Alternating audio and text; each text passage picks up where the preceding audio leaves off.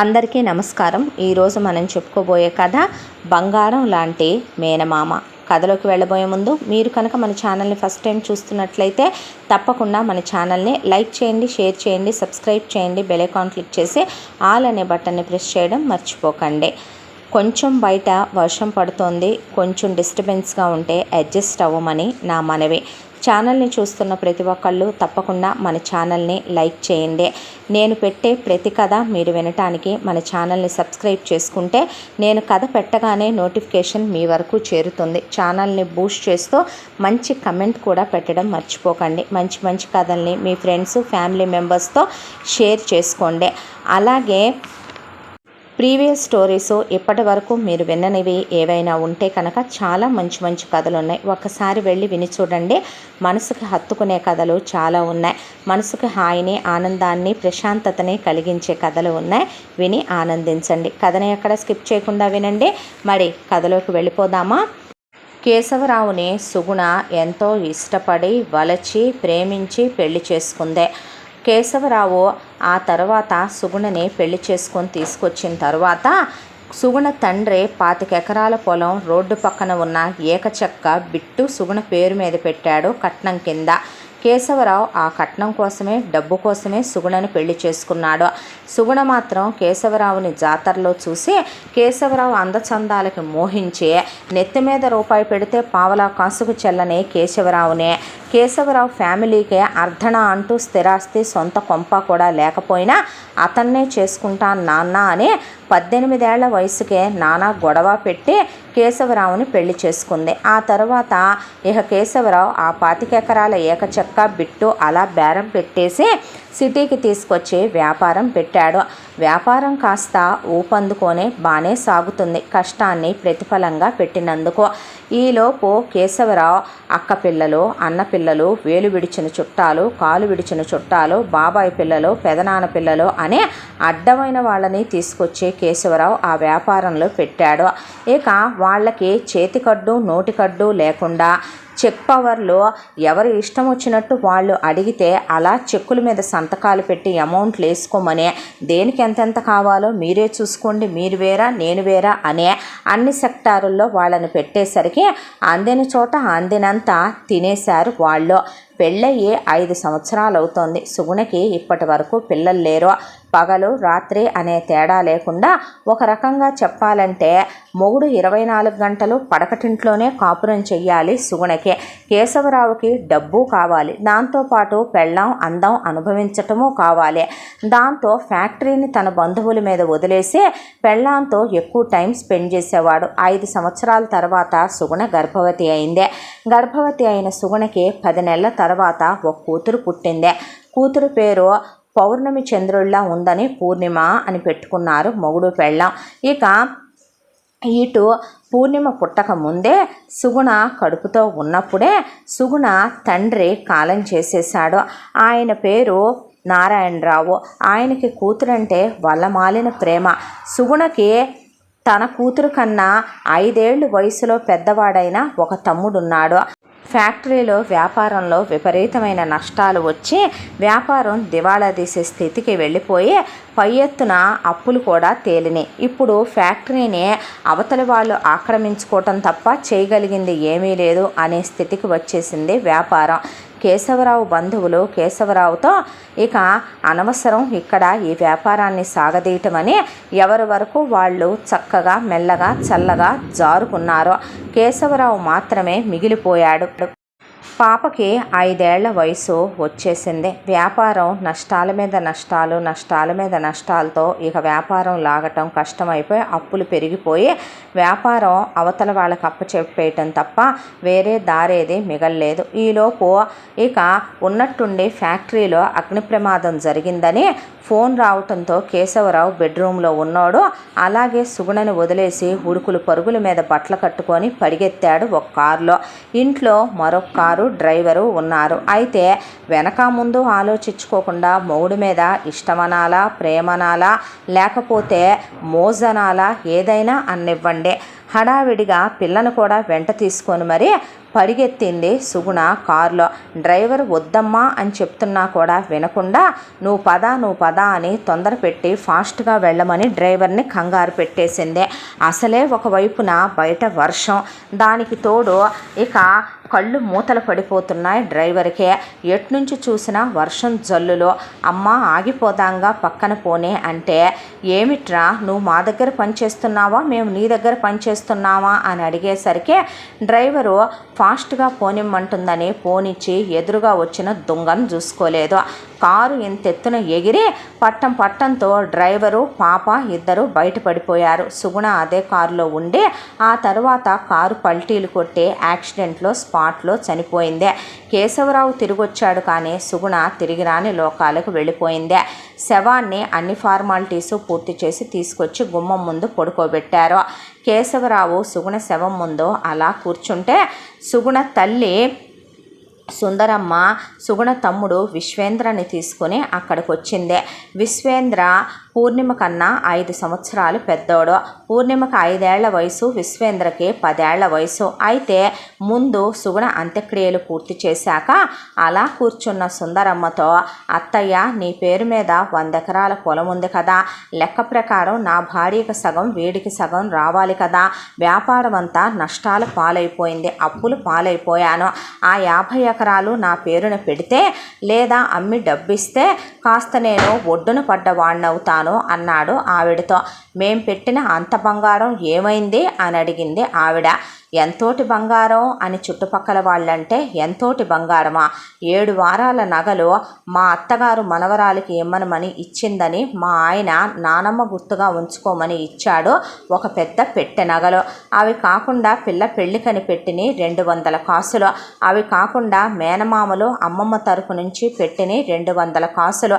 అంతా బంగారం పెళ్లిలో 100 కొన్నాం. మళ్ళీ కాక అంత బంగారం ఏమైపోయింది, అది కూడా అమ్మేసి తీసుకెళ్ళి వ్యాపారంలో పెట్టుబడి పెట్టానన్నాడు కేశవరావు.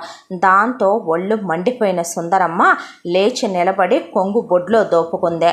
చూడు బాబు, మొదటి నుంచి నిన్ను అల్లుడుగా చేసుకోవటం ససేమిరా నాకు కానీ మా పుట్టింటి వాళ్ళకి కానీ చివరికి నా అత్తింటి వాళ్ళకి కానీ ఇష్టం లేదు.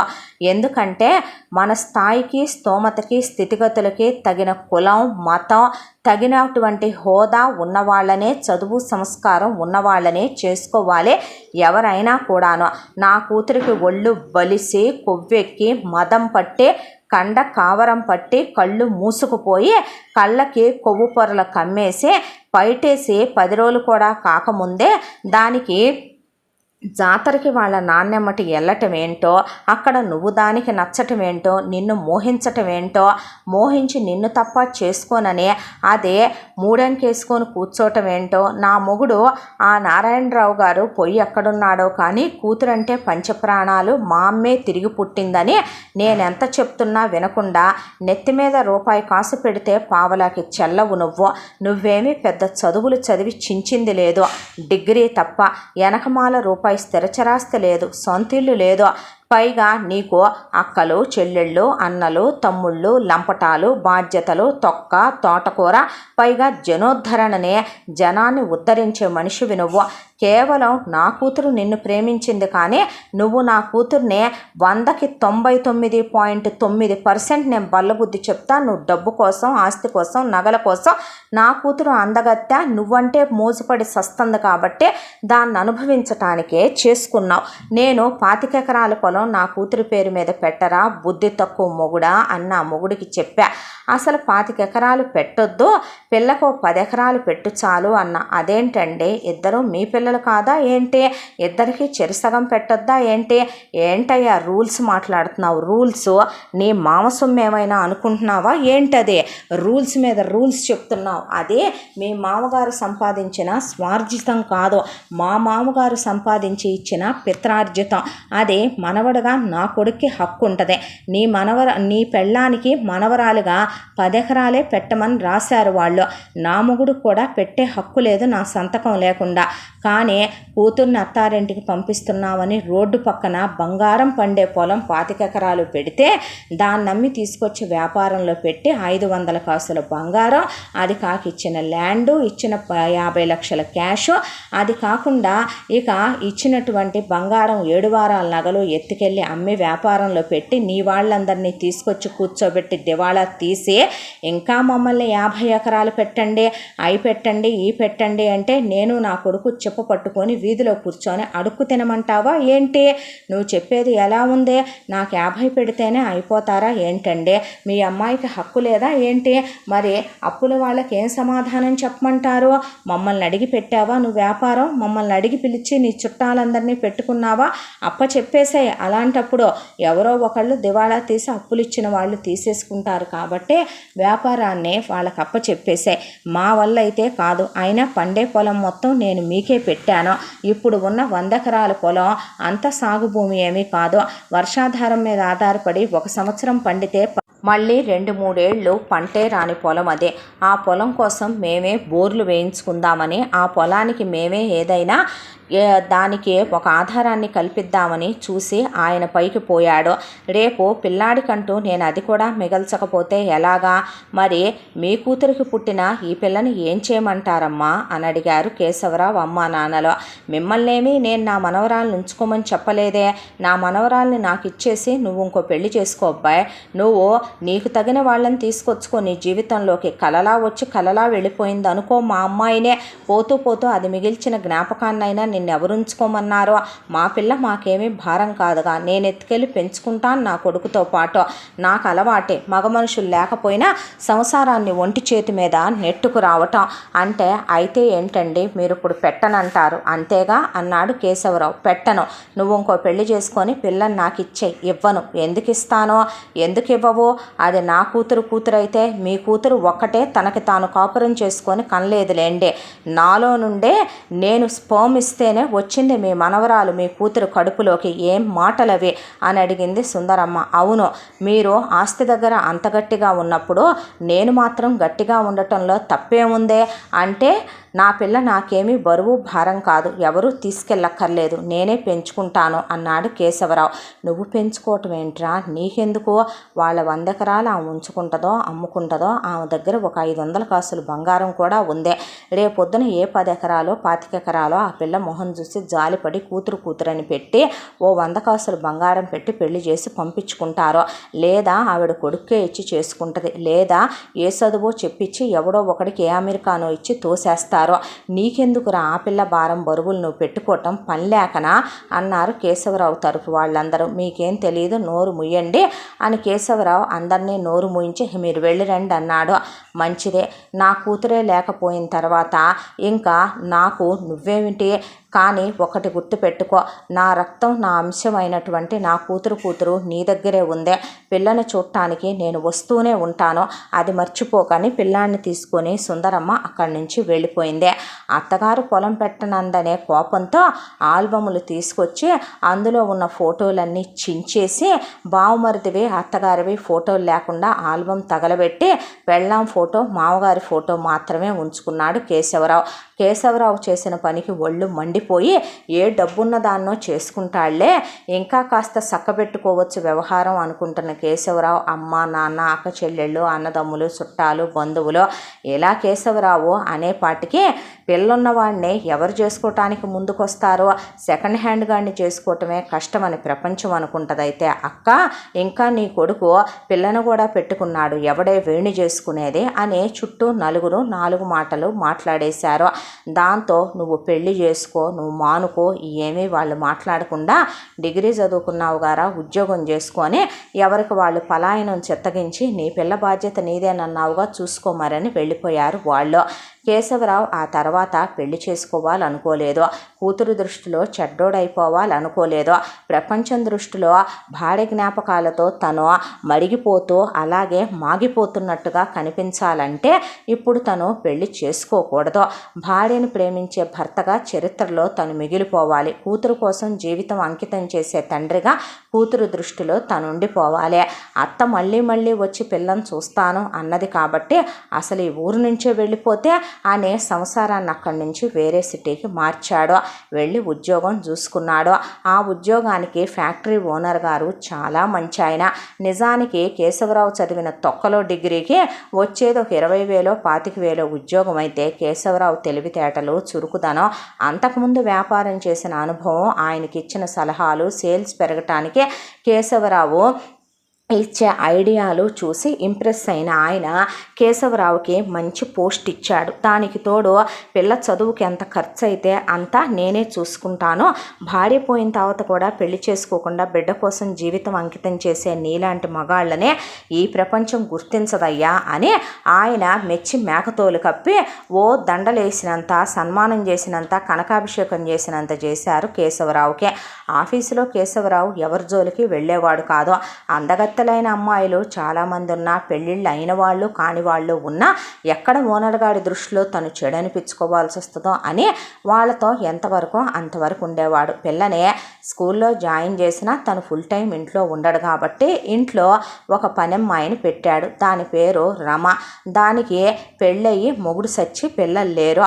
అయితే అది పూర్ణిమకు పొద్దున్నే వచ్చి 5 గంటలకే పూర్ణిమని నిద్రలేపి కాలకృత్యాలు తీర్చాక స్నానం చేయించి పిలకలేయించి క్యారియర్ కట్టి స్కూలుకు పంపించే ఫుల్ టైం ఇక నా ఇంట్లోనే ఉండిపో అని కేశవరావు చెప్తే దానికి ఎవరు లేరని ఉండిపోతానందే. ఆ తర్వాత ఒక వర్షం కురిసిన రాత్రే కేశవరావు కాస్త 4 పెగ్గులు మందేసి వచ్చే కేశవరావుకి పెళ్ళాం విపరీతంగా గుర్తొచ్చే పనిచేసేది రంభలా కనిపించే దాంతో ఎఫ్ఐఆర్ స్టార్ట్ చేశాడు. కూతురు స్కూల్కి వెళ్ళొద్ది కాబట్టి మధ్యాహ్నం ఒక రౌండు, ఆ తర్వాత రాత్రికి పిల్ల నిద్రపోద్ది కాబట్టి ఇంకో రౌండు తన గదిలోకి రమ్మనమని దాంతో సుఖపడటం మొదలుపెట్టాడు కేశవరావు. శారీరక అవసరాలకే ఆడదుంటే చాలు, అది పెళ్ళామే అవ్వక్కర్లేదు కదా. ప్రేమించే మగాళ్ళకైతే గుండె తూట్లు పడిపోద్ది భార్య పోతే.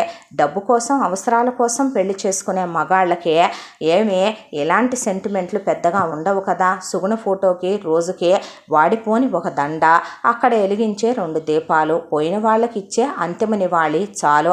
కూతురు దృష్టిలో మాత్రం కూతురికి ఇక మంచి స్కూల్లో వేసి ఫీజులు కట్టి కూతురు దృష్టిలో మంచివాడిని అనిపించుకోవాలి కాబట్టి కూతురు ఏదడిగితే అది అడగకుండానే కొనిపెట్టి ఆ పనిచేసే రమని పిల్లని తిట్టబాకు కొట్టబాకు, నీకెటు పిల్ల జల్లా పుట్టరు కాబట్టి నేను నీకు తాళి కట్టలేను, నా బిడ్డనే నీ బిడ్డ అనుకొని చూసుకో అంటే అది కూడా మెంటల్గా పూర్ణిమ తన కూతురేనన్నట్టు ఫిక్స్ అయిపోయి కొట్టి తిట్టేది కాదు.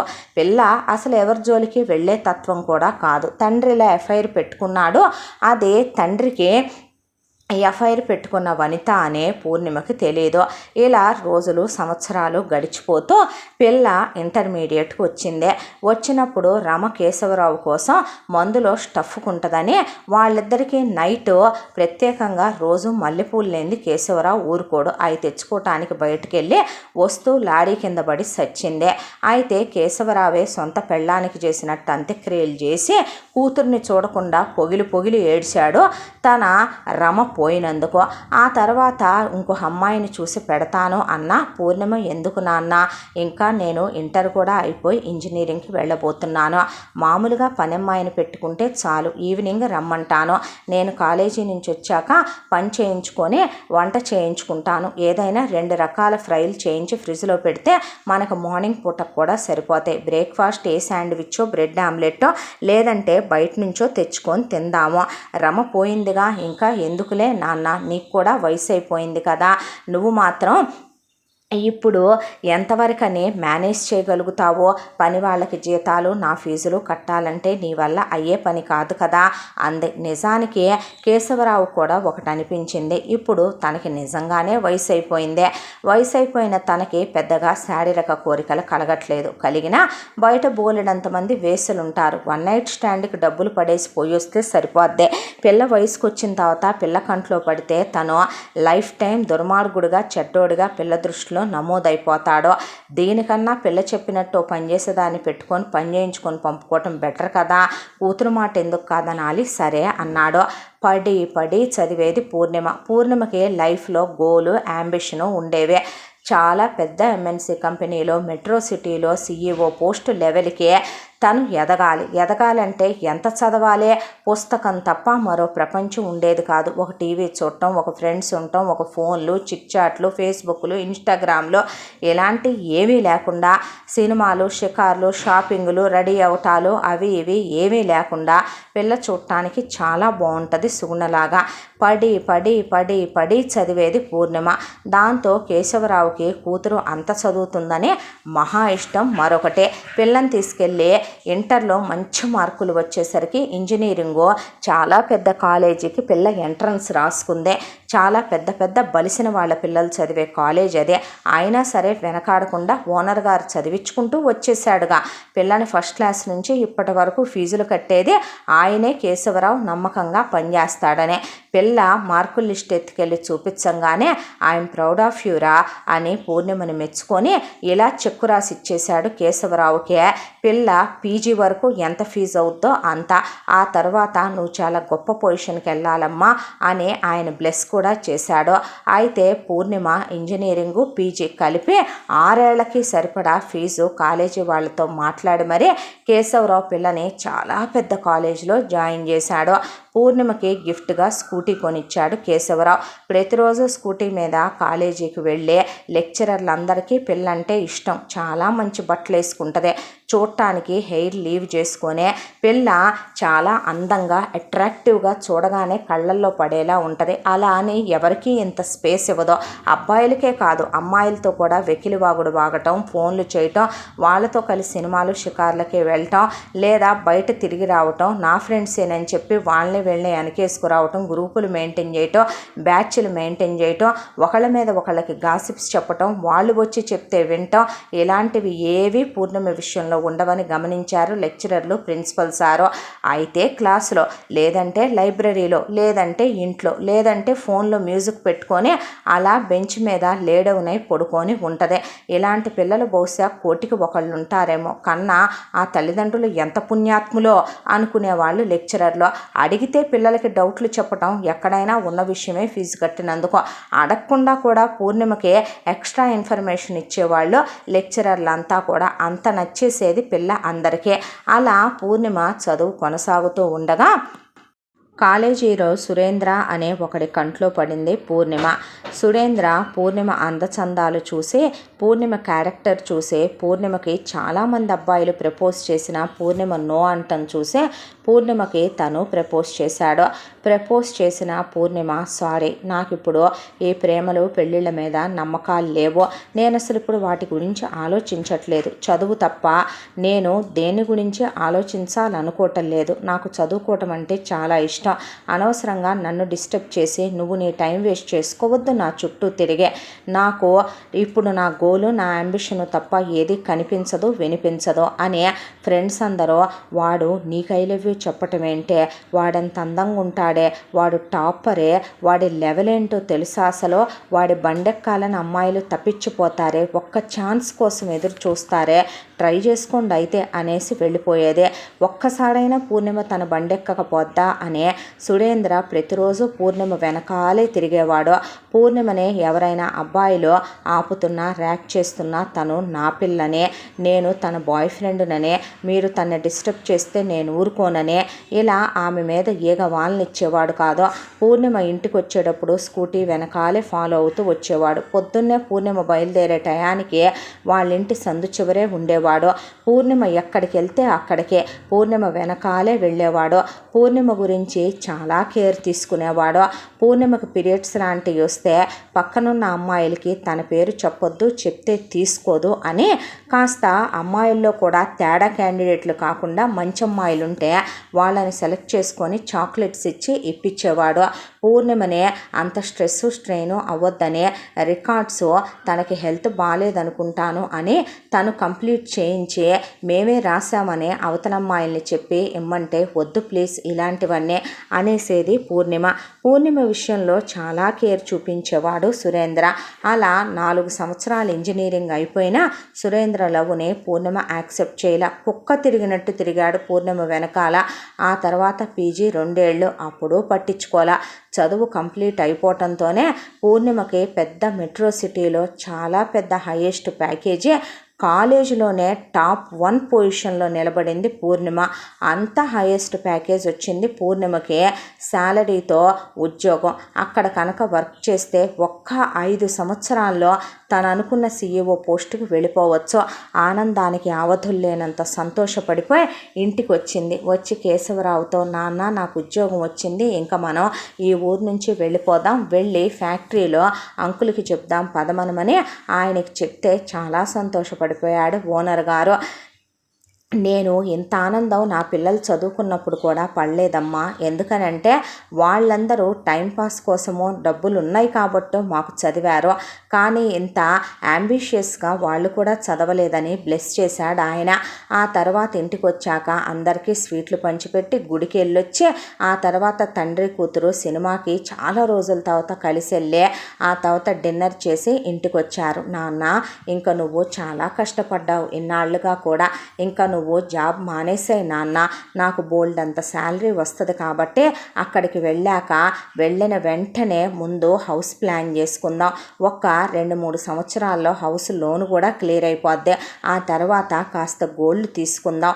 తీసుకున్న తర్వాత నీకు నచ్చిన అబ్బాయి, నువ్వు మెచ్చిన అబ్బాయి, నేనంటే ఇష్టపడే అబ్బాయి, నాకు నచ్చిన అబ్బాయిని చూసి అప్పుడు సెలెక్ట్ చేసుకుని పెళ్లి చేసుకొని లైఫ్లో సెటిల్ అయిపోతాను. నిన్ను నా దగ్గరే ఉంచుకుంటాను, నిన్ను తండ్రిలా చూసేవాడినే చేసుకుంటా నాన్న అని చెప్పింది.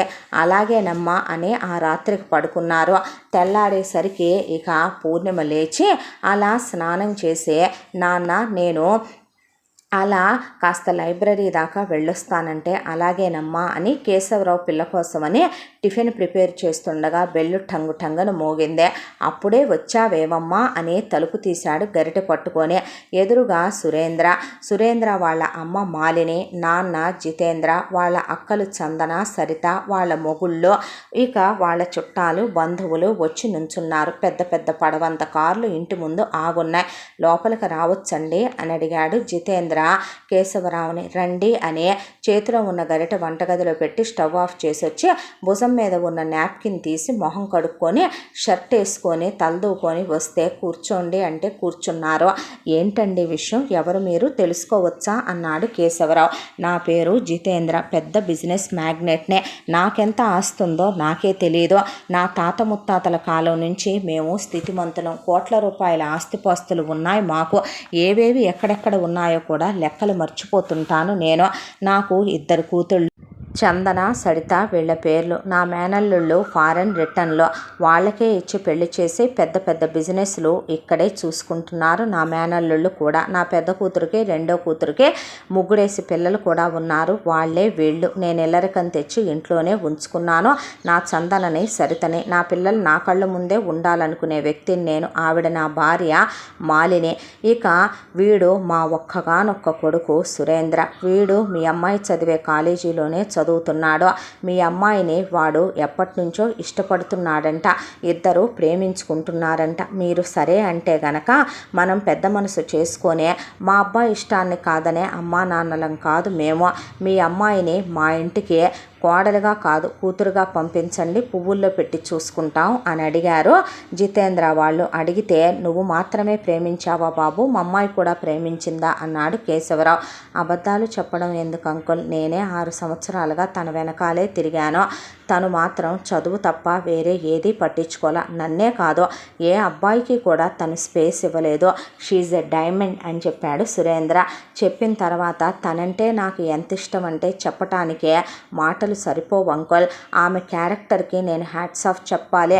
ముఖ్యంగా మీ అమ్మాయి అందచందాలు, మీ అమ్మాయి అణకువ, మీ అమ్మాయి సభ్యత, సంస్కారం నన్ను కట్టి పడేశాయి. నేను ఎంత చెప్పినా తను పెళ్ళికి ఒప్పుకోవటం లేదు. నేను ప్రేమించానని చెప్తే నన్ను తప్పుగా అనుకుంటున్నట్టుందని మా అమ్మ నాన్నని, మా ఫ్యామిలీ మొత్తాన్ని తీసుకొచ్చాను. ప్లీజ్ అంకుల్ తన నాకు ఇచ్చి పెళ్లి చేయరా, చాలా బాగా చూసుకుంటాను అంకుల్. మిమ్మల్ని మర్చిపోయేంతగా, మీరు గుర్తురానంతగా చూసుకుంటానని చెప్పను. ప్రతి క్షణం మిమ్మల్ని గుర్తు చేసేలా చూసుకుంటాను అంకుల్ అని చెప్పాడు సురేంద్ర. దాంతో కేశవరావుకి ఏం మాట్లాడాలో అర్థం కాలేదు. అమ్మాయికి కానీ జాబ్ వచ్చింది, ఉద్యోగం చేస్తానంటుంది అంటే, చూడండి అన్నయ్య గారు, మాకు 100 తరాలు తిన్నా తరగనంత ఆస్తి ఉంది. అంతా ఆస్తికి కూడా పిల్లలకి అమ్మాయిలకి ఇవ్వాల్సింది ఇచ్చేసాం. మిగతా వాటన్నిటికి అబ్బాయే వారసుడు. వాళ్ళ నాన్నగారితో పాటు ఫ్యాక్టరీకి వెళ్ళి బాధ్యతలన్నీ వాడే చూసుకుంటున్నాడు.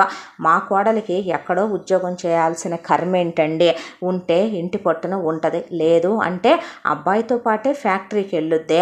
అయినా మేమందరం ఇంట్లో ఖాళీగా ఉండి ఇంట్లో ఉన్న సుఖాలు అనుభవించడానికే మాకు టైం సరిపోవటం లేదు. ఆడపిల్లలు సుఖపడాలి కానీ ఎప్పుడైనా కూతుర్ని ఉన్నింట్లో ఇచ్చుకో, కోడల్ని లేనింట్లోంచి తెచ్చుకో అంటారు.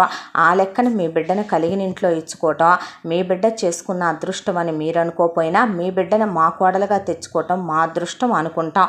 అమ్మాయి అబ్బాయితో కాపురం చేసి వాళ్ళిద్దరూ సంతోషంగా ఉంటే చాలు. మనవన్నో మనవరాలను కనిస్తే ఆడుకుంటాం. అంతకు మించి మాకే అత్యాశ లేదు అంది మాలిని. పూర్ణిమ వచ్చింది. వచ్చిన వీళ్ళందరినీ చూసి నువ్వేంటిక్కడ అంది సురేంద్రని. అన్నాక కేశవరావు చేపట్టుకొని లోపలికి తీసుకెళ్తే, ఏంటి నాన్న వీళ్ళొచ్చారు అని అడిగితే, ఆ అబ్బాయి నిన్ను ఇష్టపడుతున్నాడంట కదమ్మా, నువ్వు కాదన్నావంట కదా, వాళ్ళు సంబంధం అడగటానికి వచ్చారు అంటే, చూడు నాన్న, ఎందుకు వద్దన్నాను ఎందుకు కాదన్నాను చాలామంది చెప్పారు. నా మనసుకు ఎందుకో అప్పుడు ఇప్పుడు ఎప్పుడు ఇది కరెక్ట్ అనిపించట్లేదు. నేను అసలు ఇప్పుడే పెళ్ళికి రెడీగా లేను కూడా. నాకు జాబ్ చెయ్యాలని ఉంది నాన్న. చాలా కష్టపడి చదువుకున్నాను. ఆ చదువుకు ఒక సార్థకత కలగొద్దు. నన్ను నమ్మే కదా ఫ్యాక్టరీ ఓనర్ అంకులు నా చిన్నప్పటి నుంచి ఫీజు కట్టి నన్ను చదివించింది. నాకు నిన్ను హ్యాపీగా చూసుకోవాలి, మన కాళ్ళ మీద మనం ఆధారపడాలి. మనమంటూ ఒక మంచి పొజిషన్కి వచ్చిన తర్వాత ఒక 5 years తర్వాత నేను పెళ్లి చేసుకుందాం అనుకుంటున్నాను. ఇప్పుడే ఏం కొంపలు మునిగిపోయినాయి నాన్న, నాకేమీ పెళ్ళికి అంత తొందర లేదు అంటే, కేశవరావు నిన్న ఒక మాట అడగొచ్చా అమ్మా అన్నాడు. అంటే ఏంటి నాన్న అందే. చూడమ్మా, నేను నీకు ఒక విషయం చెప్పదలుచుకున్నాను. నువ్వు ఢిల్లీకి మహారాణివైనా లేదా ప్రధానమంత్రివో ముఖ్యమంత్రివో అయినా ఒక భర్తకి భార్య కాకా తప్పదు, ఒక ఇంటికి కోడలివి కాకా తప్పదు, ఒక బిడ్డకి తల్లివి కాకా తప్పదు. నువ్వు అనుకున్న ప్రకారం 5 ఏళ్ళు ఆగుదామంటే ఆగుదాం, కానీ ఆ తర్వాత నువ్వంటే పడి చచ్చిపోయి నువ్వు లేదే బ్రతకలేను అనే నీకు తెలిసిన అబ్బాయి ఈ అబ్బాయి. 6 ఏళ్లుగా నువ్వు అతన్ని చూస్తూనే ఉన్నావు. వేరే ఆడదాని వైపు కన్నెత్తి చూడకుండా, ఎలాంటి ఎఫ్ఐఆర్లు లేకుండా, ఎలాంటి చెడలవాట్లు లేకుండా ఉంటేనే కదా వాళ్ళు ఇక్కడ దాకా వచ్చినా నువ్వు బయటికి నడవమనలేదు వాళ్ళనే. అలాంటి అబ్బాయి మళ్ళీ మనకి దొరుకుతాడంటావా? ఎందుకు దొరకడు నాన్న, నువ్వు లేవా? చూడమ్మా, అక్కడ దాకా వస్తే వాళ్ళు కానీ కట్నం అడగలేదు. నేను కూడా వాళ్ళంత గొప్పోణ్ణి కాదేమో. నీకు ఉన్నది ఉన్నట్టుగా ఒక విషయం ఈరోజు నిజం చెప్పే టైం వచ్చింది కాబట్టి చెప్తున్నాను. మీ అమ్మ నన్ను చాలా ప్రేమించింది. మీ అమ్మని మేము పేదరికంలో ఉన్నాం కాబట్టి నేను డబ్బుల కోసమే మీ అమ్మని పెళ్లి చేసుకున్నాను. ఆ తర్వాత మీ అమ్మ పోయాక నీ దృష్టిలో చెడ్డవాణ్ణి కాకూడదు అనే దాంతోనే ప్రపంచం దృష్టిలో నేను ఒక వేస్ట్ ఫెలోగా ముద్ర పడకూడదు. సవితల్లి వస్తే నిన్ను అనవసరమైన టార్చర్లు పెట్టుద్ది, నేను మళ్ళీ నీకు తనకి మధ్య నలిగిపోవాలి అనే దాంతో నేను మళ్ళీ పెళ్లి చేసుకోలేదు. అలా అని శారీరక సుఖాలు అవసరాలు మగాడికి ఆగవమ్మా. కాబట్టే నేను నీకు తెలియకుండా నువ్వు నిద్రపోయేటప్పుడు తాగుతాను, సిగరెట్ తాగుతాను, అలాగే మందు తాగుతాను. చెప్తాను. ఇక మన పనమ్మాయి రమతో నాకు చాలా సంవత్సరాల పాటు ఎఫ్ఐఆరే ఉంది. ఈ విషయాలేమీ నీకు తెలియనివ్వకుండా నేను మేనేజ్ చేసుకురాలేదా? నన్ను ఉత్తముడైన తండ్రి అని నువ్వు అనుకోవటం లేదా? అలా చూస్తే నాకన్నా కూడా ఆ అబ్బాయి మంచోడు కదమ్మా. నీకు తెలియకుండా ఆ అబ్బాయి ఎవరితో ఏదైనా నడపొచ్చు, కానీ అతన్ని చూస్తే అలా అనిపించట్లేదు తల్లి అని చెప్పాడు కేశవరావు పూర్ణిమకి. కేశవరావు చెప్పిన మాటలైతేనేమి కూతురికి బలంగా నొక్కి ఒక్కానించే తనకన్నా వచ్చిన వాడు బెటర్ అని చెప్పడం అయితేనేమి, 6 సంవత్సరాలుగా తనకి తెలిసి ఉన్న ముఖం కావటం అయితేనేమి, వాళ్ళే ఇంటికి రావటం అయితేనేమి, సరే నీ ఇష్టం నాన్న అనేసింది పూర్ణిమ. ఆ తర్వాత చాలా గ్రాండ్గా ఖరీదైన లక్షల రూపాయల బట్టలు, కోట్ల రూపాయల నగలు, చాలా గ్రాండ్గా పెద్ద పెద్ద మినిస్టర్లని వాళ్ళని వీళ్ళని పిలిచి ఎంగేజ్మెంట్ చేశారు. ఆ తర్వాత ఫోన్లు మాట్లాడుకోవటం, చాటింగులు చేసుకోవటం, వెంటనే 2 నెలల్లోనే పెళ్లి ముహూర్తాలు. చాలా చాలా గ్రాండ్గా పెళ్లి జరిగిపోయింది. ఆ తర్వాత నాతో వచ్చి ఉండొచ్చుగా నాన్న నువ్వని అప్పగింతల్లో అడిగితే రండి అన్నాడు సురేంద్ర. వద్దు బాబు, నేను కొన్నాళ్ల పాటు ప్రశాంతంగా ఉద్యోగం చేసుకుంటూ ఇదే ఊళ్ళోనే ఉంటాను. నేను మరీ ఇక లేవలేను అనుకున్నప్పుడు మీ దగ్గరకు కాక ఎక్కడికి వస్తాను అన్నాడు కేశవరావు. శోభనాలు అయిపోయినాయి. ఆ తర్వాత హనీమూన్కి వెళ్ళొచ్చారు. ఇక 6 సంవత్సరాల ప్రేమ, 6 సంవత్సరాలుగా ఒక ఆడదాని మీద ఉన్న కోరిక, మోజు, ఆశ, వ్యామోహం ఒక మగాడిని అంత త్వరగా ఆ ఆడదాని నుంచే బయటికి మరలనిస్తుందా మనసు? దాంతో సగం రోజులు ఆఫీస్కి వెళ్ళేవాడు కాదు సురేంద్ర. ఇక పగలు రాత్రి తేడా లేకుండా రోజుకి 10 సార్లు నుంచి 20 సార్లు అయినా గదిలో నుంచి బయటికి రానివ్వకుండా పూర్ణిమతో ఉండి, ఎవరైనా సంవత్సరానికి 1 సారో 2 సార్లు 3 సార్లు ట్రిప్పులకి వెళ్తారో, నెలకోసారి నెల 15 రోజులకోసారి పెళ్ళాన్నే ఎక్కడికి వెళ్ళాలనిపిస్తే అక్కడికి ట్రిప్పులకి తీసుకెళ్లేవాడు. నాకు జాబ్ చేయాలనుంది, ఇలా ఖాళీగా ఉండాలని లేదు అని పూర్ణిమ అడిగితే ఎక్కడికో ఎందుకు మన ఫ్యాక్టరీకే వద్దుగానిలే అన్నాడు సురేంద్ర. సరే వస్తాను, అయితే నాకు శాలరీ ఇవ్వవా? నాకు నాన్న రెస్పాన్సిబిలిటీ నేనే తీసుకోవాలని ఉంది అనుకుంది మనసులో. అయితే ఈ విషయాన్ని సురేంద్ర వాళ్ళ నాన్న జితేంద్రకి చెప్పాడు. చెప్తే చూడమ్మా, మా ఇంటి కోడళ్ళు ఉద్యోగాలకు రావటం, మా ఇంటి కోడళ్ళు వ్యాపారాల్లో కలగజేసుకోవటం మా మగాళ్ళకి ఎందుకో అది కరెక్ట్ అనిపించదమ్మా. నీకేం తక్కువ? చూడు, మీ అత్తయ్య మీ వదినలో హ్యాపీగా ఇంట్లో కూర్చొని తినట్లేదో అలాగే నువ్వు లైఫ్ని ఎంజాయ్ చేయి. నీకేదైనా ఖర్చులకి కావాలంటే అన్లిమిటెడ్ కార్డు ఇదే వాడుకో అన్నాక అందులో నుంచి తండ్రికి డబ్బులు ఇస్తే ఏం బాగుంటుందే? దాంతో తండ్రి దగ్గరికి వెళ్ళి నిన్ను నాతో తీసుకెళ్దామనే అనుకున్నాను నాన్న, ఇలా ఉద్యోగం చేసి డబ్బులైనా పంపిద్దామనుకున్నాను అంటే నువ్వు నాకేమీ పంపక్కర్లా. నేను ఓపికగానే ఉన్నా, హెల్దీగానే ఉన్నా, నాకు మంచి శాలరీయే వచ్చుద్దే. ఇప్పుడు నా జీవితంలో ఎవరూ లేరమ్మా. నా జీవితంలో నాకు తోడు మందు సిగరెట్టు ఉన్నాయి. టయానికి తినే ఎంత ముద్దు ఉంది, చూడటానికి టీవీ ఉంది, వయసు మీద పడిపోతుంది. ఇప్పుడు నాకు కావాల్సింది మనశ్శాంతి, ప్రశాంతత. నువ్వు హ్యాపీగా ఉంటే అవి నాకు వస్తాయే. నీ పిల్లల్ని చూడాలని ఉందే. ఆ తర్వాత ఎటూ నాకు ఓపిక లేదనుకున్న క్షణం నీ దగ్గరకు వచ్చి నీతోనే ఉండనా అంటే సంతోషంతో సరే నాన్న అందే. ఆ తర్వాత అత్తగారు ఒక సొంత తల్లిలా, ఆడపడుచులు తోబుట్టువులుగా, మొగుడు అసలు తనకు ఉన్న అన్ని బంధాలను భర్తీ చేస్తూ చాలా హ్యాపీగా 2 సంవత్సరాల కాపురం 3 పువ్వులు 6 కాయలుగా సాగిపోతూ పగలు రాత్రి తేడా తెలియకుండా జీవితం అంటే మన్మధుడు రతీదేవి అనుభవించినట్టు అనుభవించటమేనా అన్నంత స్వర్గ సుఖాలనే చవి చూస్తూ మొదలుపెట్టారు పూర్ణిమ సురేంద్ర. సురేంద్రకి పిచ్చి పూర్ణిమ అంటే, మోజు కాదు. 24/7 పెళ్ళాంతో బాత్రూంలో స్నానం చేస్తూ గడిపేసేవాడు ఒకరోజు, బెడ్రూమ్లో బెడ్ మీద గడిపేసేవాడు ఒకరోజు. డిస్టర్బ్ చేయటం ఎందుకని వాళ్ళ నాన్న బావలు వెళ్ళిపోయి ఆఫీస్ పనులు చూసుకునేవాళ్ళు. అసలు ట్రిప్పులకు వెళితే ఒక పట్టాన వీళ్ళు ఫోన్లు చేసే 10 సార్లు రమ్మంటే ఆఫీస్ పనులు ఉన్నాయంటే ఇష్టం లేక రాలేక వచ్చేవాడు ఇక్కడికే. ఇక పూర్ణిమ పద్దాక అదే యావ, లే వెళ్ళు ఆఫీస్కి, 24 గంటలు అదే పనంట, రాత్రంతా నిద్ర లేదు అసలు, ఎప్పుడు చూసినా అదే పని మీద ఉంటావు పో అనేసరికి పెళ్ళాన్నే ఇక విసుక్కున్నా సరే విసుక్కునేవాడు కాదు. ఏదైనా కావాలి అని పెళ్ళాం అడక్క ముందే కాళ్ళ ముందు తెచ్చి పెట్టేవాడు. పెళ్ళాం అరికాళ్ళు ముద్దు పెట్టుకోవటం, అరిచేతులు ముద్దు పెట్టుకోవటం, అలా వర్షంలో పెళ్ళాం తడుస్తుంటే పెళ్ళాంతో కలిసి ఎంజాయ్ చేయటం, నడుములు ముద్దు పెట్టుకోవటం, పెళ్ళాం వీపు ముద్దు పెట్టుకోవటం, మెడ మీద ముద్దు పెట్టడం, దగ్గరికి తీసుకోవటం, హక్ చేసుకుని అలా 3-4 గంటలు నిలబడిపోయేవాడు వర్షంలో.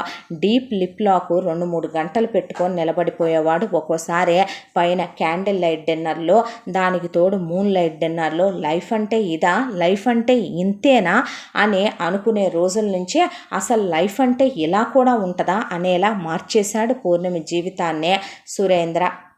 ఒకరోజు పూర్ణిమకి ఎప్పుడూ ఉన్న అలవాటు బుక్స్ చదవటం. అలాగే లైబ్రరీకి తను వెళ్ళి తనకు కావలసిన బుక్స్ సేకరించి తెచ్చుకొని చదువుకుంటూ ఉంటుంది. అలాగే లైబ్రరీకి వెళ్ళిపోయింది. ఆ తర్వాత ఇంట్లో ఉన్న వాళ్ళంతా ఒక్క సురేంద్ర మినహా అందరూ అక్కడ రౌండ్ టేబుల్ కాన్ఫరెన్స్ వేశారు. పని వాళ్ళని బయటకు వెళ్ళిపోమన్నారు. ఇక సురేంద్రకి ఆఫీస్ పనులు ఫుల్లుగా అప్పచెప్పొచ్చాను అన్నాడు జితేంద్ర మాలిని వాళ్ళ 2 కూతుళ్ళు, 2 అల్లుళ్ళు పిల్లల్ని తీసుకొని పని వాళ్ళని బయట లాన్లోకి పంపించి డోర్లన్నీ వేసి కూర్చున్నారు. అసలు వీడిలా చేస్తాడని కల్లో అయినా ఊహించామా మమ్మే, దాని చుట్టూ కుక్కలా ఎలా తిరుగుతున్నాడో చూడు అన్నారు మాలిని కూతుళ్ళు. తిరగనివ్వండే, కొత్త మోజు ఎంతకాలం ఉంటుంది? వాడు మోజు తీరిందాకా అది చీ అన్నా థూ అన్నా కుక్కలా రోజుకి 10 సార్లు నుంచి 20 సార్లు అయినా దాని మీద పడి వాడు చిత్తకార్తె కుక్కలాగా మోజు తీర్చుకుంటున్నా ఎందుకు వదిలేసి ఊరుకున్నానో తెలుసా?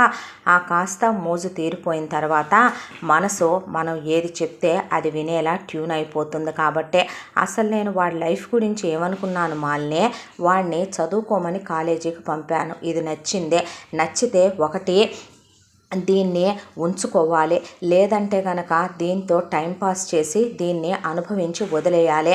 ఇది లొంగనందనుకో దీన్నే కిడ్నాపో చేసి మన ఫామ్ హౌస్లో పడేసి ఏ డ్రగ్సో ఇచ్చి వాడి కోరిక తీరిందాకా అనుభవించి ఏ చెత్త కుప్పలోనో పడేస్తే ఎవడో గ్యాంగ్ రేప్ చేశారని కేసు ఫైల్ చేసిన డబ్బులు ఇచ్చి మాఫీ చేసేసేవాడినే.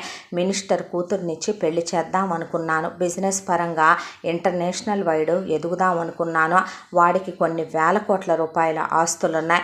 కాదు కూడదు అన్నాడు. దీని చుట్టూ 6 ఏళ్ళు కుక్కలా తిరగటం ఏంటి? అసలు ఒక్క మాటతో చూసావా మమ్మీ, అది నువ్వంటే నాకు ఇష్టం లేదు, ఇంట్రెస్ట్ లేదు, నాకు చదువు తప్ప ఏమీ అక్కర్లేదు అనే వాడెదురుగా కనపడుతూనే చాలామంది అబ్బాయిలకి అది నో చెప్పేసరికి వీడు దాదంటే పడి చచ్చిపోవటం, అలాంటిది భూమి మీదే ఒక ఆడది లేదన్నట్టు దాని చుట్టూ వీడు తిరిగేయటం, దాన్నే కావాలనుకోవటం. చూసావా ఒక్క మాటతో 1 నైట్లో అదే మన ఇంటికి ఎన్ని కోట్లమ్మ మనకున్న ఆస్తే, ఇన్ని కోట్ల రూపాయలకు వారసుడైన మన తమ్ముడికి పెళ్ళాం అయిపోయేంత రేంజ్ ఉందా దానికి? అలాగాది లో క్లాస్దే, ఒక సామాన్యమైనటువంటి ఫ్యాక్టరీలో పనిచేసే కూలోడి కూతురదే. చివరికి ర్యాంకుల బేస్ మీద చదువుకుంటూ అది ఒక ఉద్యోగం చేసుకునే పొజిషన్ వాళ్ళదే. అలాంటి దాన్నే మన ఇంట్లో నిజం చెప్పాలంటే పనివాటికి ఉన్న వాల్యూ కూడా దానికి లేదు. దాన్ని తీసుకొచ్చే ఆశాంతం వీడు లవ్ చేస్తున్నానని మీకు చెప్పటం, మనం ఒప్పుకోలేదని వీడు నరం కోసుకోవటం, వీడిని హాస్పిటల్కి తీసుకెళ్ళటం, ఒక్కగానొక్కడు వీడు పోతాడని దాంతో పెళ్ళికి ఒప్పుకోవాల్సి రావటం. ఆ మినిస్టర్ కూతురు ఇంకా ఉందా అమ్మా అని అడిగారు కూతుళ్ళు. ఇంకా ఎందుకుంటుంది, వాడు చాలా పెద్ద బిజినెస్ మ్యాగ్నెట్ని చూసుకుని పెళ్లి చేసి పంపించాడు. అయితే నాకు ఇంకొకటి తగిలాడు, వాడు ఫారిన్ బిజినెస్ మ్యాను. వాడిని పట్టుకున్నా ఇప్పుడు నాన్నగారు కన్న కళ నెరవేరిపోద్ది. అవునా మాల్నే అన్నాడు జితేంద్ర. అవునండి, వాడికి ఇంటర్నేషనల్ వైడ్ చాలా రకాలైనటువంటి విదేశాల్లో వ్యాపారాలు ఉన్నాయి. వాడికి ఒక్కగానొక్క కూతురు, మనవాడంటే అది మోజుపడి చచ్చిపోతుందంట. వీడిని తప్ప ఎవరిని చేసుకోనని అది చెప్పేసిందంట. దాన్ని గనక చేసుకుంటే మనకి వేల కోట్ల రూపాయల ఆస్తి కలిసి వస్తుంది. వాళ్ళ వ్యాపారానికి మన వ్యాపారానికి వీడే ఏకైక వారసుడవుతాడు. ఆ తర్వాత మెల్లిగా దానమ్మ బాబుని తప్పిచ్చేసామంటే ఆస్తి మొత్తం మన పరమే అవుద్దే. ఇకనైనా సరే మనం అనుకున్నట్టు ఎత్తులు పై ఎత్తులు వేస్తే ఇక మనం అనుకున్నది సాధించడం ఏమీ పెద్ద కష్టం కాదు. ఎలా కష్టం కాదు మమ్మే, దాని చుట్టూ అలా వాడు మినుగురు పురుగులా తిరుగుతుంటే పిచ్చిదానా, ఒక విషయం చెప్పమంటావే, మీ మొగుళ్ళు మేనత్త కొడుకులు మేనమామ కొడుకులు కాబట్టి ఇక వీళ్ళు పుట్టిన దగ్గర నుంచి మనమందరం ఒకే రక్తం ఒకే కుటుంబం కాబట్టి తెలుసు కాబట్టి వీళ్ళతో మనతో వీళ్ళకి రోజులు నెట్టుకెళ్ళిపోయి మీరు ఇల్లరికం తెచ్చుకొని బిజినెస్లు అప్పచెప్పి ముగ్గురేసి పిల్లల్ని కని ఇంట్లోనే పెట్టుకొని మిమ్మల్ని చూసుకుంటుంది ఎందుకమ్మా? కాలు కందకుండా మీ మొగుళ్ళని మీ ఎదురుగానే మా ఎదురుగానే ఎందుకు ఉంచుకున్నావు? మీ లైఫ్లో హ్యాపీగా ఉండాలని కదో. కానీ మీ ఇష్టాన్ని ఎప్పుడైనా కాదన్నావా? నువ్వు అత్త కొడుకు నచ్చాడన్నావు, ఇది మామ కొడుకు నచ్చింది అందే నచ్చాడు అందే. కాదని అన్నామా? ఇచ్చి చేశామా లేదా? అలాగే వాడు ఈ కూలిదాన్ని నచ్చింది అన్నాడు. అన్నప్పుడు దాని అందం చూసే కదా 6 ఏళ్ల ప్రేమే. దాని మీద వాడికి ఉంది ఏంటో తెలుసా? మోజు, కోరిక, పిచ్చి, ఆశ. అది విడిగా అందరిలా పడిపోయే రకం కాదు, లొంగే రకం కాదు. నన్ను అనుభవించుకో అనే హోటల్ రూములకి వీడు పడేసే డబ్బులకో లేదంటే వీడికో ట్రిప్పులకి తీసుకెళ్ళి చేయించే షాపింగులకో ఐఫోన్లకో పడిపోయే బేబీ టైప్ పాపది కాదు. కాబట్టి ఇప్పుడు వాడికి దాన్ని లొంగ తీసుకొని అనుభవించాలంటే వాడికి తోచిన ఆలోచన దాన్ని పెళ్లి చేసుకోవటమే. సో ఇంకా మనం చేయగలిగిందే ఉందే? పెళ్ళనే ఆప్షన్లో వాడికి పెళ్లి చేసేసాము. వాడు దాన్ని కుక్కను అనుభవించినట్టు అనుభవించాడు. ఎందుకు ప్రికాషన్ ఫాలో అవ్వమన్నాను దాన్నే నేను. వీడు వాడిన ఒకవేళ ఎక్కడ కాండోమ్స్ లాంటివి ఫెయిల్ అయ్యి అది ప్రెగ్నెంట్ అయితే లేనిపోయిన తలకాయ నొప్పి అని అక్కడికి నేను ఇలా అనుకోకుండా వాళ్ళ లైఫ్లోకి ఒక అమ్మాయి వచ్చింది. ఇలా పెళ్లి జరిపించాము అంటే అయినా సరే ఆ ఫారినోడు కూతురు వీడినే చేసుకుంటాను, దాన్ని అడ్డు తప్పించేయండి, దానికి మీ అబ్బాయికి విడాకులు వచ్చేలా చేయండి అని మరి వీడి మీద మోజు పడిపోతుంది. అదే మనకు కావలసిందేంటి? మనోళ్ళ లైఫ్ హ్యాపీగా ఉంటాం, మనం నెంబర్ 1 పొజిషన్కి వెళ్ళటం, బిజినెస్లో ఎదగటం. ఇలాంటివన్నీ మనకేంటమ్మా? కాలి కింద తొక్కేసే పూల రేకులు లాంటివి ఇలాంటి వాటి బ్రతుకులు. ఇప్పుడు దాని లైఫ్ గురించి అంత సీరియస్గా తీసుకునేదే ఉంది. ఏ లెవెల్లో వాడు ప్రేమించాడో ఆ లెవెల్లోనే దాన్ని అనుమానించేలా అసహ్యించేలా చేయలేనంటావా చెప్పు? ఇలాంటి ఎన్నో చేసుకుంటా వస్తామే బిజినెస్లు అన్న తర్వాత. బిజినెస్లో న్యాయంగా ధర్మంగా మేము పైకొచ్చామని నేను ఎప్పుడూ చెప్పను. తొక్కుకుంటూనే చాలామందిని అడ్డు తొలగించుకుంటూనే చాలామంది మెళ్ళల్లో తాళ్ళు తెంచితేనే చాలామంది కూతుళ్ళని కొడుకుల్ని అడ్డం పెడితేనే వాళ్ళ బ్రతుకుల్ని కాల రాస్తేనే ఈ రోజున ఎంత సింహాసనం మీద మనం కూర్చోగలిగిందే. వాటితో పోలిస్తే ఇదెంత అంటావు? ఏం చేయబోతున్నావు మమ్మీ? చూస్తావుగా ఏం చేయబోతున్నానో అనేసి ఈలోపు పూర్ణిమ వచ్చి ఏంటి అందరూ కూర్చున్నారు అంటే ఏం లేదురా తల్లి, అయిపోయిందా లైబ్రరీకి వెళ్ళొచ్చావా అని అడిగింది మాలిని. వెళ్ళొచ్చానత్తమ్మా అంటే ఏంటి బొట్టు పెట్టుకున్నావు అని అడిగారు వదినలో. అడిగితే ఏం లేదు వదిన, గుడికెళ్ళొచ్చానని అందరికీ ప్రసాదం పెట్టి అత్తామామల ఆశీర్వాదం తీసుకొని ఈయన కూడా వచ్చాడు, గుళ్ళో కలిసాము అనేపాటికి వచ్చాడా? వస్తాడు, మాకు తెలుసుగా ట్రిప్కి వెళ్తున్నాం మమ్మీ ఈరోజు. అలాగే నాన్న వెళ్ళిరండి, అమ్మాయి నువ్వు ఎంత సంతోషంగా ఉంటే అంత మంచిదే. అది కాదురా తమ్ముడు, ఎటు 2nd యానివర్సరీ అయిపోతుంది కదా, అయిపోయిన తర్వాత వెళ్ళిరండి అన్న తరువాత అలాగేనని 4 రోజుల్లో చాలా గ్రాండ్గా 2nd యానివర్సరీ సెలబ్రేషన్స్ అయిపోయినాయి. ఆ తర్వాత 6 నెలలు ట్రిప్కి వెళ్ళే విధంగా టికెట్లు బుక్ చేయించి ఇప్పించింది మాలిని. ఎందుకమ్మా అంటే ఉన్న ఆ కాస్త మోజు వీడికి తీరిపోవద్దు, వెళ్ళనివ్వవే, అనుభవించనే, దాన్ని వీడిని దాన్ని అనుభవించుకోనివ్వు, వీడి మోజు తీరనివ్వు అని కొడుకుని పంపించింది. పంపించిన తర్వాత వాళ్ళు బయలుదేరి వెళ్ళిపోయారు. అయితే పూర్ణిమ ఇప్పటికే పెళ్ళై 2 సంవత్సరాలు. ప్రికాషన్ అత్తమ్మ యూజ్ చేయమందే, తామిద్దరూ ఎంజాయ్ చేయాలి అనే దాంతో వయసు కూడా వస్తోంది కదా. ఇప్పుడు ఒకళ్ళని ప్లాన్ చేసుకొని 5 ఏళ్ల తర్వాత ఇంకొకళ్ళని పిల్లల్ని ప్లాన్ చేసుకోవచ్చు అనుకుంటూ ఉండగానే ఇక తను వేయించుకున్న అంతకుముందు కాపట్టి తీయించుకుంది పూర్ణిమ. తీయించుకునే హస్బెండ్నే నువ్వే వాడు అని చెప్పింది. వాడు అంటే సరేలే అన్నాడు తప్ప ఆ ట్రిప్కి వెళ్ళిన అంత దాంట్లో ఒకసారి వాడితే ఒకసారి వాడక, ఒకసారి వాడితే ఒకసారి వాడక పెళ్ళాం మీద ఆశతో కోరికతో క్లోజ్ అయిపోయాడు సురేంద్ర. ట్రిప్ కంప్లీట్ అయిందే. ఆ తర్వాత ఇద్దరు తిరిగొచ్చారు. తిరిగొచ్చేసరికి ఇంట్లో కొత్తగా ఎవరో ఒక పర్సన్, ఎవరమ్మా ఇతను అని అడిగాడు సురేంద్ర. వీడా నీకు తమ్ముడు వరుస అవుతాడు నాన్న, మనకి దూరపు బంధువు, అమ్మ నాన్న లేరు, పిల్లాడు చాలా మంచోడు, మనమే చదివించాం చిన్నప్పటి నుంచి కూడా, పిల్లాడికి చదువు పూర్తయిపోయిందే, ఎక్కడో వెళ్ళి ఎవరి దగ్గర ఉద్యోగం చేయటం ఎందుకని మన ఫ్యాక్టరీలోనే డాడీ ఒక ఉద్యోగం ఇస్తాను రమ్మన్నారు, బయట ఉంటాం ఎందుకని మన ఇంట్లోనే ఉండమన్నా నాన్న నేను అంటే ఓ హాయ్ అని సురేంద్ర వెళ్ళిపోతే నమస్తే అండి అంటే పూర్ణిమ అని లోపలికి వెళ్ళిపోయింది. ఆ తర్వాత అర్థమైందిగా మేము చెప్పింది అంది మాలిని. ఓ అన్నాడు జగదీషు. ఆ తర్వాత ఏం చేయబోతున్నావమ్మా అన్నారు మాలిని కూతుళ్ళు. జరగబోయేది చూడండి అని, ఒరే వాడొస్తున్నాడు చూడు అని చెప్పేసరికి కావాలని జగదీషు అలా కూర్చొని ఉంటే వెళ్ళి పూర్ణిమ మీద చెయ్యేశాడు. ఉలిక్కిపడి లేచింది. ఏమైంది అంటే ఏం లేదు సిస్టర్, ఏదో పడింది మీ మీద అందుకే దులుపుతున్నాను అనేసరికి థ్యాంక్ యూ అన్న తర్వాత నిన్ను చూస్తే నిజంగానే ఒక బ్రదర్ ఫీలింగ్ కలుగుతుంది నాకు ఎప్పుడూ కూడా, మిమ్మల్ని చూసినా అంతే ఓ సిస్టర్లా అనిపిస్తారు నాకు అన్న తర్వాత మీ హాబీస్ ఏంటి సిస్టర్? నావా ఇవి అవును నీ హాబీస్ ఏంటి అంది పూర్ణిమ. మీరెక్కడ చదువుకున్నారని ఇలా వీళ్ళు మాట్లాడుకుంటూ ఉన్న మాటలు మొత్తాన్ని 4-5 సార్లు ఇలా వీళ్ళు క్లోజ్గా ఉండటం సురేంద్ర కంటపడేలా చేసి ఆ తర్వాత ఏంట్రా అని సురేంద్ర అడిగితే ఏం లేదు క్యాజువల్ టాక్ అనేసింది పూర్ణిమ.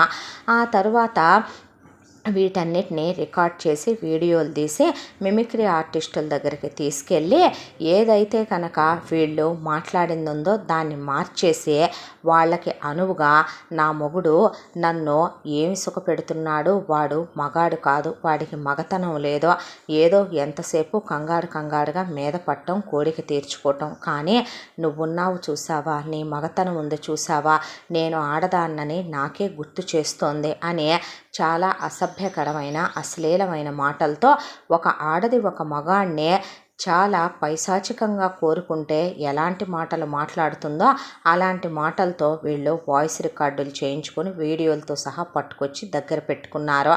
ఆ తర్వాత ఉన్నట్టుండి ఒక రోజున ఇక మనం 2-3 రోజుల్లో ట్రిప్పుకు బయలుదేరుతున్నాం, అందరూ ఫ్రీ అవ్వండి అని చెప్పింది మాలిని. ఏంటత్తయ్య సడన్గా? ఏం లేదమ్మా వెకేషన్కి వెళ్ళొద్దామని, పద్దాకా ఇంట్లోనే ఉంటే పిచ్చోళ్ళు అయిపోము అనేస్తే సరేలేండి అంది పూర్ణిమ. అన్నాక ఇక 3-4 రోజుల ముందు నుంచే కొన్ని రకాల డ్రగ్స్ తెప్పించి తల పనిచేయనివ్వకుండా తలంతా మొద్దుబారిపోయేలాగా బాడీలో పార్ట్లన్నీ ఏం జరుగుతుందో తన మైండ్కి తెలిసేలా బాడీకి తెలియకుండా ఉండేలాగా ఆ ట్యాబ్లెట్లని కొద్దిగా మోతాదు పెంచుతూ కలుపుకు రావటం మొదలుపెట్టారు మాలిని కూతుళ్ళు. ఆ తర్వాత వెళ్ళే రోజు వచ్చింది.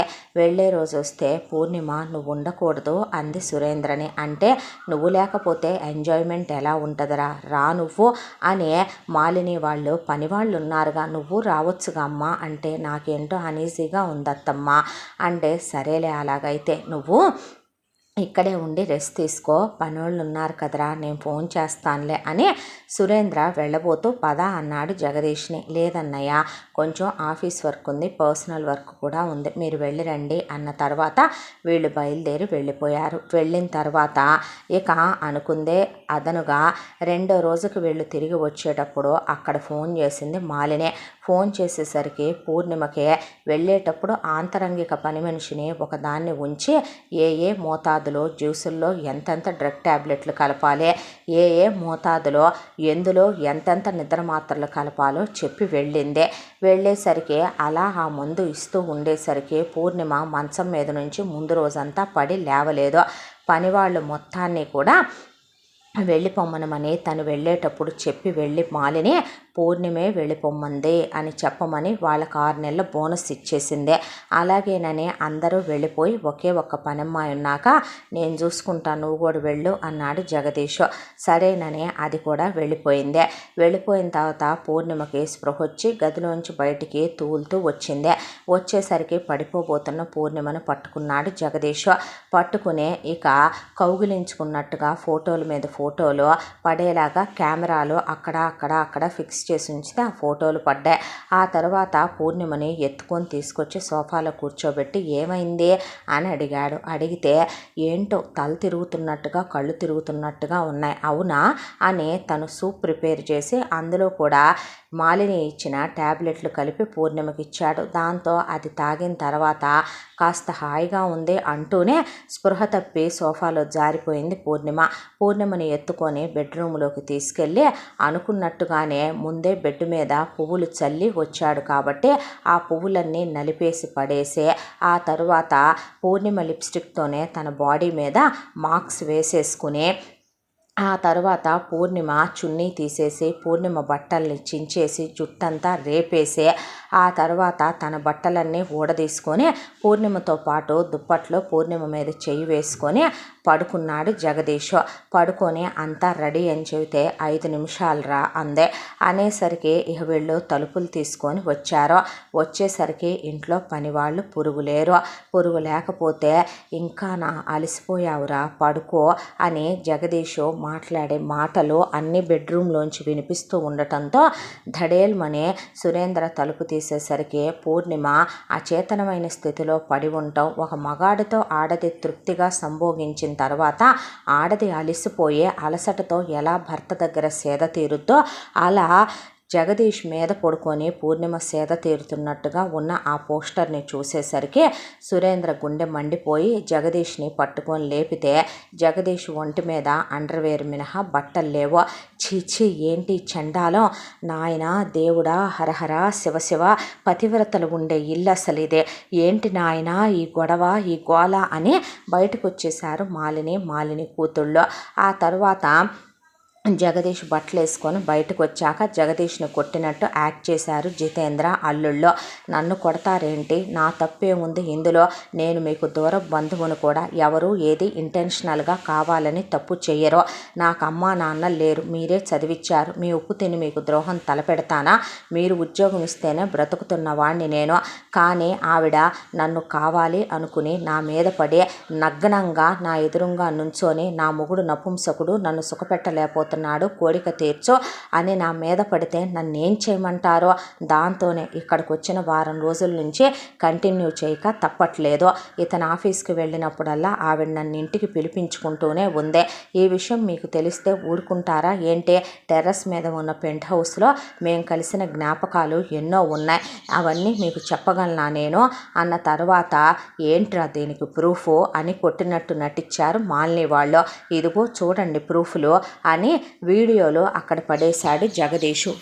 వాళ్ళిద్దరూ మాట్లాడుకుంటూ ఉన్నప్పుడు క్యాషువల్ టాక్స్తో ఉన్న వీడియోల్ని మిమిక్రీలతో మార్చేశారు కాబట్టి నా మొగుడు మగాడు కాదు, నువ్వు ఇచ్చే సుఖం వాడివ్వలేకపోతున్నాడు, నువ్వు నన్ను ఇంకా గట్టిగా పట్టుకో, ఇంకా గట్టిగా హత్తుకో, నువ్వు ఇచ్చే సుఖంలో నన్ను నేను మైమరిచిపోతున్నాను. అబ్బో నాయనా, మేము సంసార స్త్రీలం తండ్రి, ఇలాంటివి అసలు వినలేం మేము అబ్బొబ్బో, అసలు మా ఇంట్లో మగపిల్లలు పెళ్ళయ్యేంత వరకు అసలు బ్రహ్మచారులుగా, ఆడపిల్లలు పెళ్ళైన తర్వాత కూడా పతివ్రతలుగా ఉంటాం తప్ప ఇలాంటివి మేము వెళ్ళలేదు నాయన అని నువ్వెక్కడి నుంచి ముందు వెళ్ళిపోరా, ఈ విషయం బయటకు వచ్చిందంటే నీ ప్రాణాలు తీస్తాం అని జగదీష్ దగ్గర ఫోను లాక్కొని జగదీష్కి ఒక చెక్కు చేతిలో పెట్టి అక్కడి నుంచి కళ్ళకు కనిపించినంత దూరం వెళ్ళిపోవాలి నువ్వు అని అక్కడి నుంచి తోలేశారు జితేంద్ర ఫ్యామిలీ.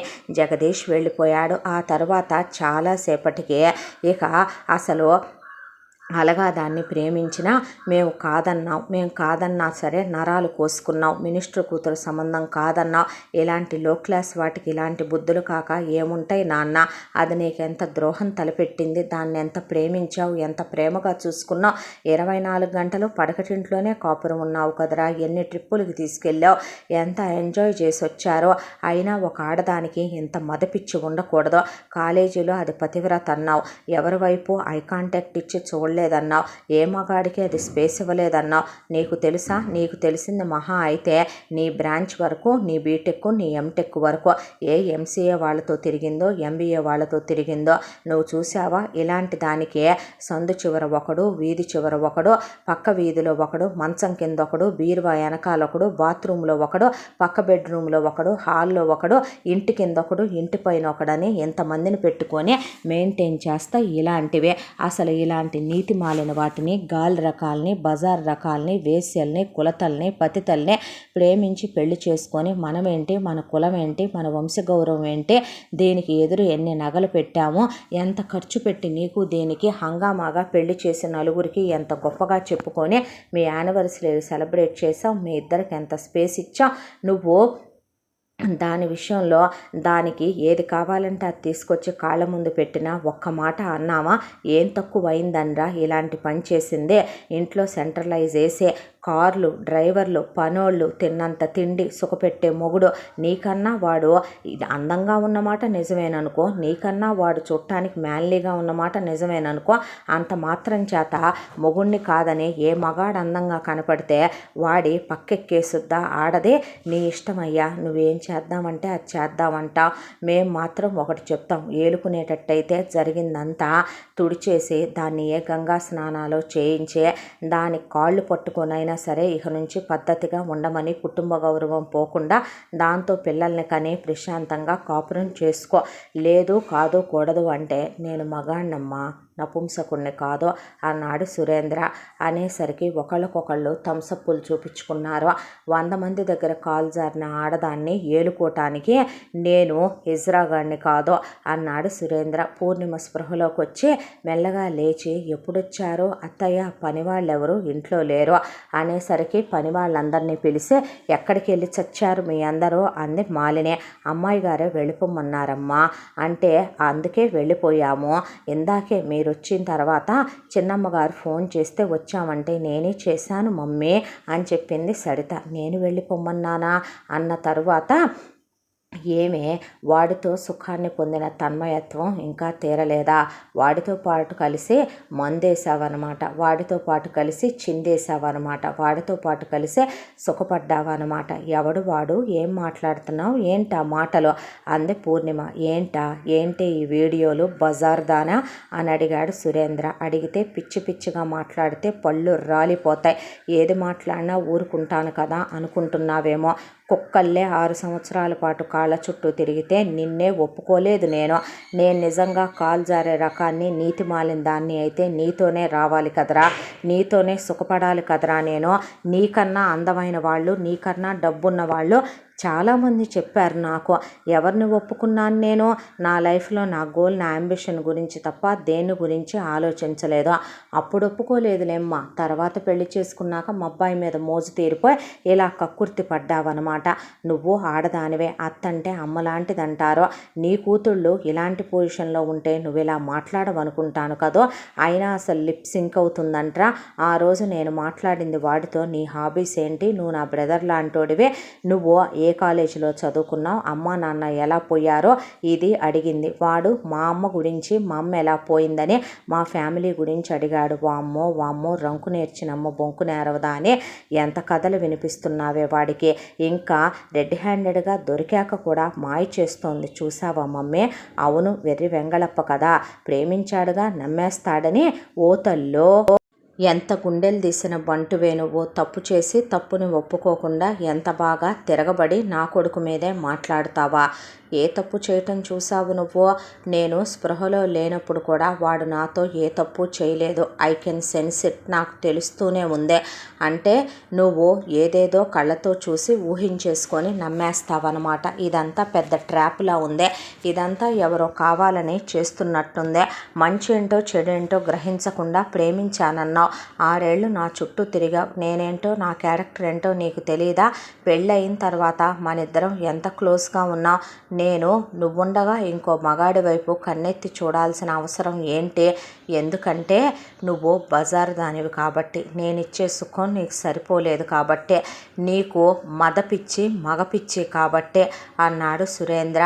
మాటలు హద్దుల్లో రానివ్వు, చేత్తో కాదు చెప్పుతో సమాధానం చెప్పాల్సి వస్తుంది, నేను టాపర్ని, నేను ఎలా చదువుతానో నీకు బాగా తెలుసు, నీలాంటి వాడు ప్రేమించాననే ఇంటికొచ్చి చెప్పగానే నిన్ను నమ్మి నన్నిచ్చి చేసి మా నాన్న ఎంత పెద్ద తప్పు చేశాడో నాకు ఇప్పుడు అర్థమైంది, నీలాంటి వెధవతో ఇన్నాళ్ళు కాపురం చేయటమే తప్పు, ఇంకా ఇక్కడ నుంచొని మీకు సంజాయిషీలు సమాధానాలు చెప్పుకోవటం మరో తప్పు, ఎక్కడ దాకా వచ్చిన తర్వాత నా చదువు నాకు అన్నం పెట్టకపోదు, నా బ్రతుకు నేను బ్రతకలేకపోను, కానీ ఒకటి గుర్తుపెట్టుకో, భగవంతుడు అనేవాడుంటే ఎంతకెంత మీరు అనుభవించకపోరో ఆ భగవంతుడు మీకు శిక్షలు వెయ్యకపోడో అని పూర్ణిమ వెళుతుంటే ఎక్కడికే నువ్వెళ్ళేదే అని ఒకవైపున అందరూ గుమ్ముగూడి పట్టుకున్నారు. మర్యాదగా అడ్డు లేవండి అంటే, రే బయటికి వెళ్ళి ఇది మన మీద కేసులు పెడదామని చూస్తుందిరా, ఇది చాలా తెలివైంది, తప్పు ఇది చేసి మన మీడియాలకు ఎక్కించి మన పరువు తీసి మన్ని వీధిపాలు చేయాలని చూస్తోందిరా. అలా చెయ్యాలి అనుకుంటే నాకు ఇంత టైం అక్కర్లా, ఒక్క ఫోన్ కాల్ చాలు అని ముందు ఫోన్ తీసుకొని వాళ్ళ నాన్నకు ఫోన్ చేసి, నాన్న ఇక్కడ వీళ్ళు ఏదేదో మాట్లాడుతున్నారు, నువ్వు రావా నాన్న అనేసరికి, రారా నువ్వు ఇక్కడికి, చెడిపోయిన నీ కూతుర్ని నువ్వు ఏం చేసి మాకు అప్పచెప్పావో, నువ్వు ఎలాంటి మాటలు చెప్పి మా ఇంటికి పంపావో సమాధానం చెప్తూ కానీ అంది మాలిని. అనేసరికి కేశవరావుకు పై ప్రాణాలు పైనే పోయి పరిగెత్తుకుంటూ కూతురింటికి బయలుదేరాడు. ఎక్కడికే నువ్వెళ్ళేదే అని పూర్ణిమను పడేసి సావబాదేసి హౌస్ అరెస్ట్ చేసి గదిలోకి తోసేసి గది తలుపులు తాళాలేసేశారు మాలిని వాళ్ళు. ఆ తరువాత ఇక కేశవరావు వచ్చి, ఏంటమ్మా ఇదంతా అంటే, ఆ ఫోటోలు వీడియోలు చూపించి, నీ కూతురు ఇలా దిగజారిపోయిందిరా, నీ కూతురు ఇలా తప్పులు చేసిందిరా, అలాంటి దాన్ని నా కొడుకుని ఎలా ఏలుకోమంటావు, అసలు నీ పెళ్ళాం నీకే కందా, దీన్నే నువ్వు మగాడివేనా, నీకు మగతనం ఉందా, ఇలాంటి క్యారెక్టర్లు ఇస్తాన్ని మా కొడుక్కి ఇచ్చి చేసి ఏం చేద్దాం అనుకున్నావురా మా లైఫ్లో అని ఇష్టం వచ్చినట్టు మాట్లాడేసరికి, ఎక్కడైనా కూతురు అలాంటి సిచ్యువేషన్లో ఉంది అంటే పుట్టి పెరిగిన దగ్గర నుంచి మనం పెంచే పిల్ల తప్పు చేసుద్దా చేయదా అని ఆలోచించే విఘ్నత ఒకటి ఉండాలి. రెండోది, పిల్ల క్యారెక్టర్ ఏంటనేది తెలుసుకున్న తండ్రిగా అసలు ఆ తప్పు ఎందుకు చేసుద్ది అనుకోవాలి, అందులో మంచి చెడు విచారించాలి అనుకోవాలి. మన బిడ్డ మన రక్తం మన పెంపకం అయినప్పుడు అలాంటి తప్పులు చేశారు అంటే అసలు ఎలా ఒక తండ్రి నమ్మగలుగుతాడో, ఆ జరిగింది మొత్తం నమ్మి నేను పనిచేసే దాంతో అక్రమ సంబంధం పెట్టుకోవటం వల్లే నా కూతురుకు ఆ పాపం ఆ ఉసురు తగిలే, నా కూతురు ఇలా ప్రేమించే మొగుడు దొరికినా అర్థం చేసుకోక ఇలా తప్పు చేసి తప్పుడు దారి పట్టిందని ఫ్యాక్టరీలో ఓనర్ గారు ఏమైందయ్యా కేశవరావు అని అడిగితే, ఆయనకి చెప్పో పోలీస్ కేసు పెట్టో మీడియా వాళ్ళని పిలిచో పిల్లని బయటికి తీసుకొస్తాడు ఇంకో తండ్రి అయితే, ఎవరికీ చెప్పకుండా వెళ్ళి ఆత్మహత్య చేసుకున్నాడు కేశవరావు. దాంతో ఇక ఇలా పూర్ణిమ తండ్రి పోయాడని ఈ కబురు తీసుకొని వచ్చారు కేశవరావు తరపున బంధువులు. వాళ్ళ కూతురు లేదు, మా అబ్బాయితో ట్రిప్పుకు వెళ్ళింది స్విట్జర్లాండ్, అక్కడ ఫోన్ సౌకర్యం కూడా లేదు. అవునా, మీరు కానిచ్చేసేయండి అయితే అంది మాలిని. అనేసరికి ఇక కేశవరావు బంధువులు కేశవరావు అంత్యక్రియలు చేసి చేతులు దులిపేసుకొని పూర్ణిమ గురించి మనకెందుకు అనుకుంటారు తప్ప వాళ్ళెందుకు పట్టించుకుంటారో వాళ్ళ దారిన వాళ్ళు ఉడాయించేశారు. ఫ్యాక్టరీ ఓనర్ గారు ఆయనకి బైపాస్ చేయాలని ఆయన అమెరికా వెళ్ళిపోయాడు. ఇక పూర్ణిమ వైపున మాట్లాడే అండా దండా ఎవరూ లేరు అనేసరికి వీళ్ళు రెచ్చిపోవటం మొదలుపెట్టారు. సురేంద్ర ప్రతిరోజు టార్చర్ చేయటం మొదలుపెట్టాడు పూర్ణిమని. పూర్ణిమకు అన్నం పెట్టకుండా నీళ్ళు ఇవ్వకుండా ఇక పని వాళ్ళతో పాటు పనులు చేయించుతూ నరకాలు పెడుతూ హౌస్ అరెస్ట్ చేసి బయటకు పోనివ్వకుండా హింసలు పెడుతుంటే కళ్ళు తిరిగి పడిపోయింది. ఒక రోజున టెస్ట్ చేయించితే ప్రెగ్నెంట్ అని తెలిసింది. ఆ కడుపు నాకు రాలేదు, వాడితో కులికి తెచ్చుకున్నావు కదే, నీ కడుపులో పెరుగుతుంది వాడి పిండమే కదే, బాగా సుఖపెట్టాడా నాకన్నా వాడు, బాగా తృప్తిపరిచాడా నిన్ననే. ఒకవైపున సురేంద్ర నరకం పెడుతుంటే నాకు ఈ బిడ్డ వద్దు, నువ్వు వద్దు, నీలో నుండి నాలోకి వచ్చిన ఈ బిడ్డ నీ బుద్ధులతోనే రేపొద్దున పెరిగితే తట్టుకునే తల్లిని కాదు నేను. రోజుకి 20 సార్లు చిత్తకార్తె కుక్కలాగా నా మీద పడి మోజు తీర్చుకొని చివరికి ఇలా పశువులా ఎలా మాట్లాడగలుగుతున్నావురా నువ్వు అనేసరికి కడుపు అంటే అనుకున్న తర్వాత తీయించేద్దామని వాళ్ళ ఫ్యామిలీ డాక్టర్కి ఫోన్ చేస్తే అది కాస్త కాన్ఫరెన్స్కి వెళ్ళింది అని తెలిసి ఆ తర్వాత ఇక పూర్ణిమను పడేసి ఆ కడుపు పోవాలని వాతలే పెట్టారా, సావగొట్టేశారా, ఐరన్ రాడ్లతోనే కొట్టారా, తల మీద కాలేసే తొక్కేశారా, ఎముకల మీద తగిలేటట్టే కొట్టారా, ఏం చేసినా దీని కడుపు పోవట్లేదేంటే, ఇది సావట్లేదేంటమ్మా అనేలోపు ఊడెళ్ళిన డాక్టర్ తిరిగి వచ్చింది. వచ్చిన తర్వాత డాక్టరు ఇక్కడికి వచ్చి పూర్ణిమని టెస్ట్ చేసి ఆల్రెడీ ఆ అమ్మాయికి 4th మంత్ కూడా క్రాస్ అయిపోయింది. కాంప్లికేటెడ్ ప్రెగ్నెన్సీ ఇది, ముందే తెలుసుకోవద్దా? 1 మంత్ 2 మంత్స్ లోపు అయితేనే అబార్ట్ చేయగలం. ఇప్పుడు కంఠం తప్ప చేయగలిగింది ఏమీ లేదు. అంటే ఇప్పుడు ఆ పుట్టిన వాళ్ళని అది డిఎన్ఏలని కోర్టుకు వెళ్తే ఏమైనా జరిగితే అనేసరికి అమెరికా నుంచి సురేంద్రని పెళ్లి చేసుకుంటానన్న పెళ్లి కూతురు వెంటనే సురేంద్రని చూడాలి, సురేంద్రతో డేట్కి వెళ్ళాలి, ఎంజాయ్ చేయాలి, ముందు దాన్ని గెంటేయండి అంటంతో పంపించేయమ్మా పర్వాలేదు అన్నారు మాలిని కూతుళ్ళు. అది బయటికి వెళ్తే అంది మాలిని, ఎక్కడికి వెళ్ళొద్దమ్మా, దానికి ఎవడున్నాడే దిక్కు మొక్కు చెప్పు. దానికి కాస్తో కూస్తో సాయం చేసేది ఆ ఫ్యాక్టరీ ఓనరు, వాడు లేడు, దాని బాబు లేడు, దానికి అమ్మ లేదు, నా అనేవాళ్ళు లేరు, స్నేహితులు లేరు, చుట్టాలు బంధువులు లేరు. ఎక్కడికి పోద్దది? కుక్క సావు సావటం తప్ప. అంతగా అయితే వెళ్ళని కోర్టులకి కేసులకి మనకి లేరా లాయర్లు, మన దగ్గర డబ్బులు, మనం వెళ్ళలేమా కోర్టులకిను వాటికి వీటికి? మన దగ్గర ప్రూఫ్లు ఉన్నప్పుడు మనం మీడియాకి ఇవ్వలేమా? నువ్వెందుకమ్మా భయపడతావో, నువ్వెందుకు టెన్షన్ పడతావు? మన తమ్ముడు లైఫ్ కదా మనకు ముఖ్యం, తోలేసే ముందు దాన్ని అని చెప్పేసరికి ఆ తరువాత ఇక కూర్చుని పనివాళ్ళు జావ పోస్తే తాగుతున్న పూర్ణిమని ఆ జావ కాలుతో తన్ని పూర్ణిమ మెళ్ళలో ఉన్నటువంటి వస్తువులు, పూచిక పుల్ల కూడా ఒంటి మీద లేకుండా మొత్తం ఒలిచేసి పూర్ణిమని ఆఖరిసారి వెళ్ళిపోతుందని చావగొట్టి బ్లడ్ పడిపోయేంత వరకు ఇంట్లో నుంచి తీసుకొచ్చి జుట్టు పట్టి బయటకు గిరాటేసేశారు. సురేంద్ర ఆఫీస్ నుంచి వచ్చేసరికి మేము వెళ్ళకమ్మా అన్నా, నాకు జగదీషే కావాలి, మీ అబ్బాయి వద్దు, తనిచ్చే సుఖమే కావాలి, మీ అబ్బాయి నన్ను హింసలు పెడుతున్నాడు, నా కడుపులో తన బిడ్డ పెరుగుతోంది, ఈ విషయం తెలిస్తే జగదీష్ చాలా ఆనందపడతాడు, మీకు దండం పెడతాను, నేను తన దగ్గరికే వెళ్ళిపోయి తనతోనే బ్రతకాలనుకుంటున్నాను, మీ అబ్బాయి నా వెంట పడ్డప్పుడే నాకు ఇష్టం లేదు, అంతకుముందే నాకు చాలా మందితో ప్రేమాయణాలు ఎఫ్ఐఆర్లు ఉన్నాయి, ఆ విషయం చెప్పినా మీ అబ్బాయి వెనుడు సరికదా నన్ను క్యారెక్టర్లెస్ దాన్నని ప్రచారం చేస్తాడు, ఇవన్నీ తెలిసి మా నాన్న తట్టుకోలేడని పెళ్లి ఒప్పుకున్నానే కానీ జగదీష్ని చూశాక నా మనసుకి ఆగలేదు, అందుకే ఇలాంటి తప్పు చేశాను, నేను వెళ్ళిపోతున్నాను అని చెప్పి వెళ్ళిపోయిందయ్యా అని చెప్పారు సురేంద్రకి. ఆ తర్వాత పూర్ణిమాల రోడ్డు మీద పడి అలా నడుచుకుంటూ వెళ్తుంటే కళ్ళు బయర్లు గమ్మిపోతున్నాయి, ఒక పక్కన రక్తం కాడిపోతుంది, కడుపులో పిండం కలుక్కుమంటున్నట్టు అనిపించింది, తిండి లేదు, నిద్ర లేదు, కొట్టి తిట్టి ఒంట్లో ఒక్క ఎముక పనిచేయటం లేదు, దాంతో రోడ్డు మీద కళ్ళు తిరిగి పడిపోయింది. రోడ్డు మీద కళ్ళు తిరిగి పడిపోయి కళ్ళు మూతలు పడిపోతుంటే ఎవరో ఒకళ్ళు సడన్గా కారు ఆపినట్టు అందులో నుంచి ఒక బామ్మ ఒక అబ్బాయి కారులో నుంచి దిగి పరిగెత్తుకుంటూ తన వైపు వస్తున్నట్టు కనిపించే కళ్ళు శాంతం మూతలు పడిపోయినాయి. వాళ్ళు అయ్యయ్యో అయ్యయ్యో అనే పరిగెత్తుకుంటూ పూర్ణిమ దగ్గరికి వచ్చారు. వచ్చిన తర్వాత పూర్ణిమ ముఖం అంతా మట్టి కొట్టుకుపోతే ఆ పక్కనే ఉన్న అబ్బాయి కర్చీఫ్ తీసి పూర్ణిమ ముఖం అంతా వాటర్ బాటిల్ పెట్టి కడిగి తుడిచాడు.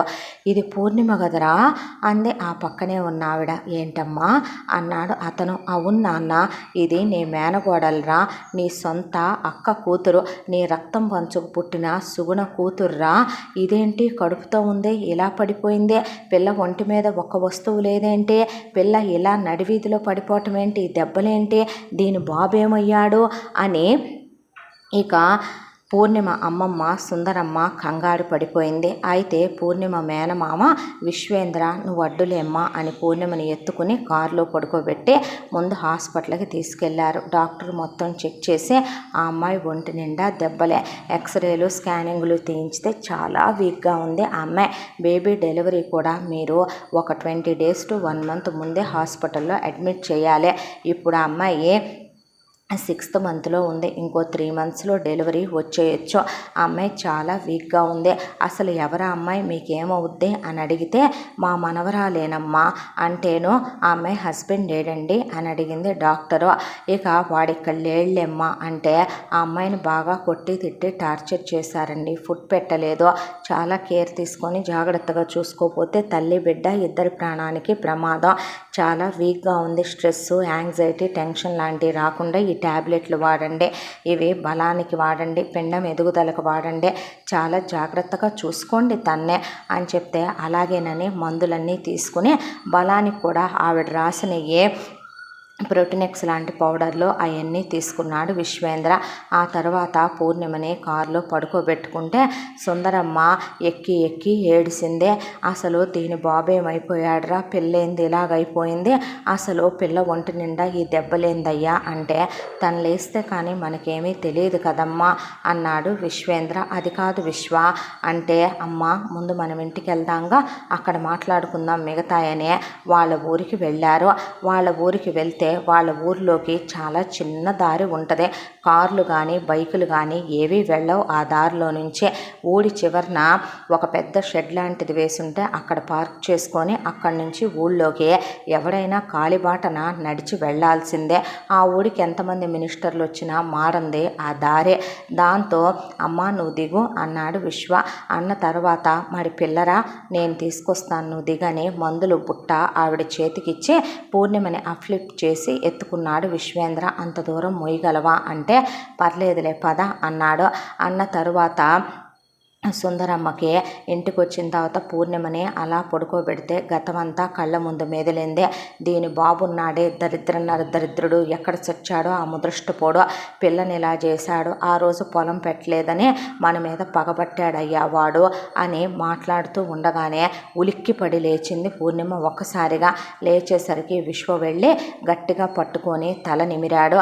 నిమిరిన తర్వాత ఇక సుందరమ్మ గబగబా కొబ్బరి నీళ్ళు లోటా తీసుకొచ్చి గబగబా తాగిచ్చేసింది పూర్ణిమకి. మాయమ్మే నీ దగ్గరే ఉన్నామమ్మ, మేము ఎక్కడికి వెళ్ళలేదు అని చెప్తే, ఎవరు మీరు అని అడిగింది. నేనెవరో నీకు తెలీదే అని అడిగితే, వీడెవరో కూడా నీకు తెలీదా అమ్మ అన్న తర్వాత, నిజంగా మీరెవరో నాకు తెలియదండి అంటే, ఆ ఫోటోలో ఉన్నవాడెవడో తెలుసా అని అడిగింది సుందరమ్మ.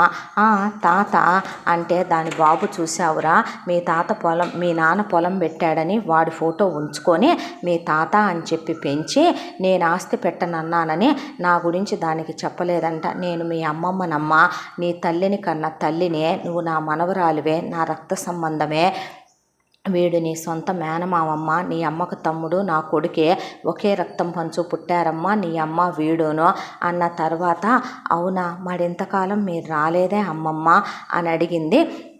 మీ అమ్మ మీ నాన్నని ఇలా జాతరలో చూసి ఇష్టపడిందని, మీ నాన్న మీ అమ్మని డబ్బు కోసమే చేసుకున్నాడని, మేం పెట్టిన ఆస్తి అంతా స్వాహా చేసేసాడని, తర్వాత కూడా మాకున్న 100 ఎకరాల్లో 50 ఎకరాలు అడిగితే నేను పెట్టనన్నానని, దాంతోనే మా మీద కక్ష సాధించాడని, అందుకే మా నుండి నిన్ను తీసుకెళ్ళిపోతానన్నా కూడా ఇవ్వనని దూరం చేశాడని, ఆ తర్వాత మేము తిరిగి వచ్చేసామని, ఆ తర్వాత మీ నాన్న మా గురించి నీకు చెప్పకుండా మా జ్ఞాపకాలే నీకు తెలియకుండా పెంచాడని చెప్పి ఆవిడ వెక్కి వెక్కి ఏడ్చింది, నోట్లో గుడ్డలు కుక్కొని.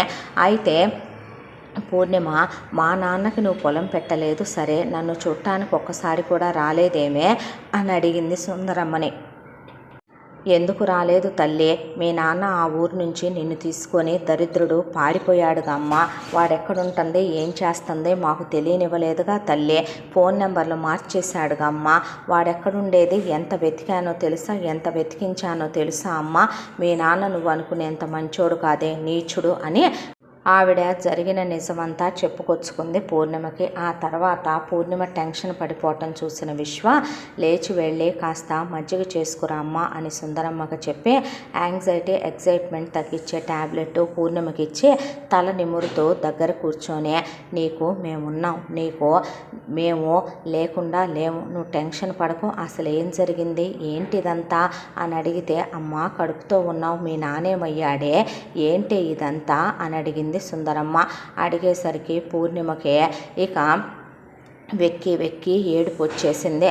ఏడ్చే ఓపిక కూడా లేక ఎక్కిళ్ళు పెట్టేసింది. ఏమైందమ్మా ఎందుకే ఏడుస్తున్నావు అని అడిగితే, జరిగింది మొత్తం సుందరమ్మ మీద పడి ఏడ్చి విశ్వేంద్ర ఒళ్ళో పడుకొని మొత్తం చెప్పి ఏడ్చేసింది పూర్ణిమ. దాంతో ఇక సుందరమ్మకి కోపం కట్టలు తెంచుకొని, మీ నాన్న దరిద్రుడి చేతి మీదుగా ఏది చేసినా అంతే ముదరష్టపు ఎదవ, అందుకే కుక్క సావు చచ్చాడు దరిద్రుడు మా అన్నాడు విశ్వ.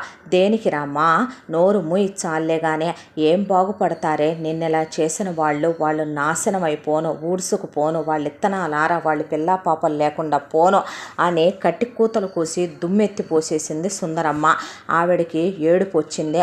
చూడటానికి మనిషి గూఠంలాగా ఇంత లావున ఇంత ఎత్తున చూడటానికి సినిమా యాక్టర్ భానుమతిలా ఉంటావని అందరూ అంటారు. ఆవిడనే సుందరమ్మవు కాదు నువ్వు మంగమ్మవని నవ్విస్తూ ఉంటారు. అలాంటి మనిషి కూడా డేలా పడిపోయింది ఒక్కసారిగా. ఊడంతా నాకు దడుస్తారమ్మా. అలాంటిది నీ బాబు పనికి మాలిన సన్నాసినే నీ అమ్మ ప్రేమించిందని నీ తాత వీడప్పుడు నేనంటే గజగజ వణికి సస్తాడు ముసలోడు.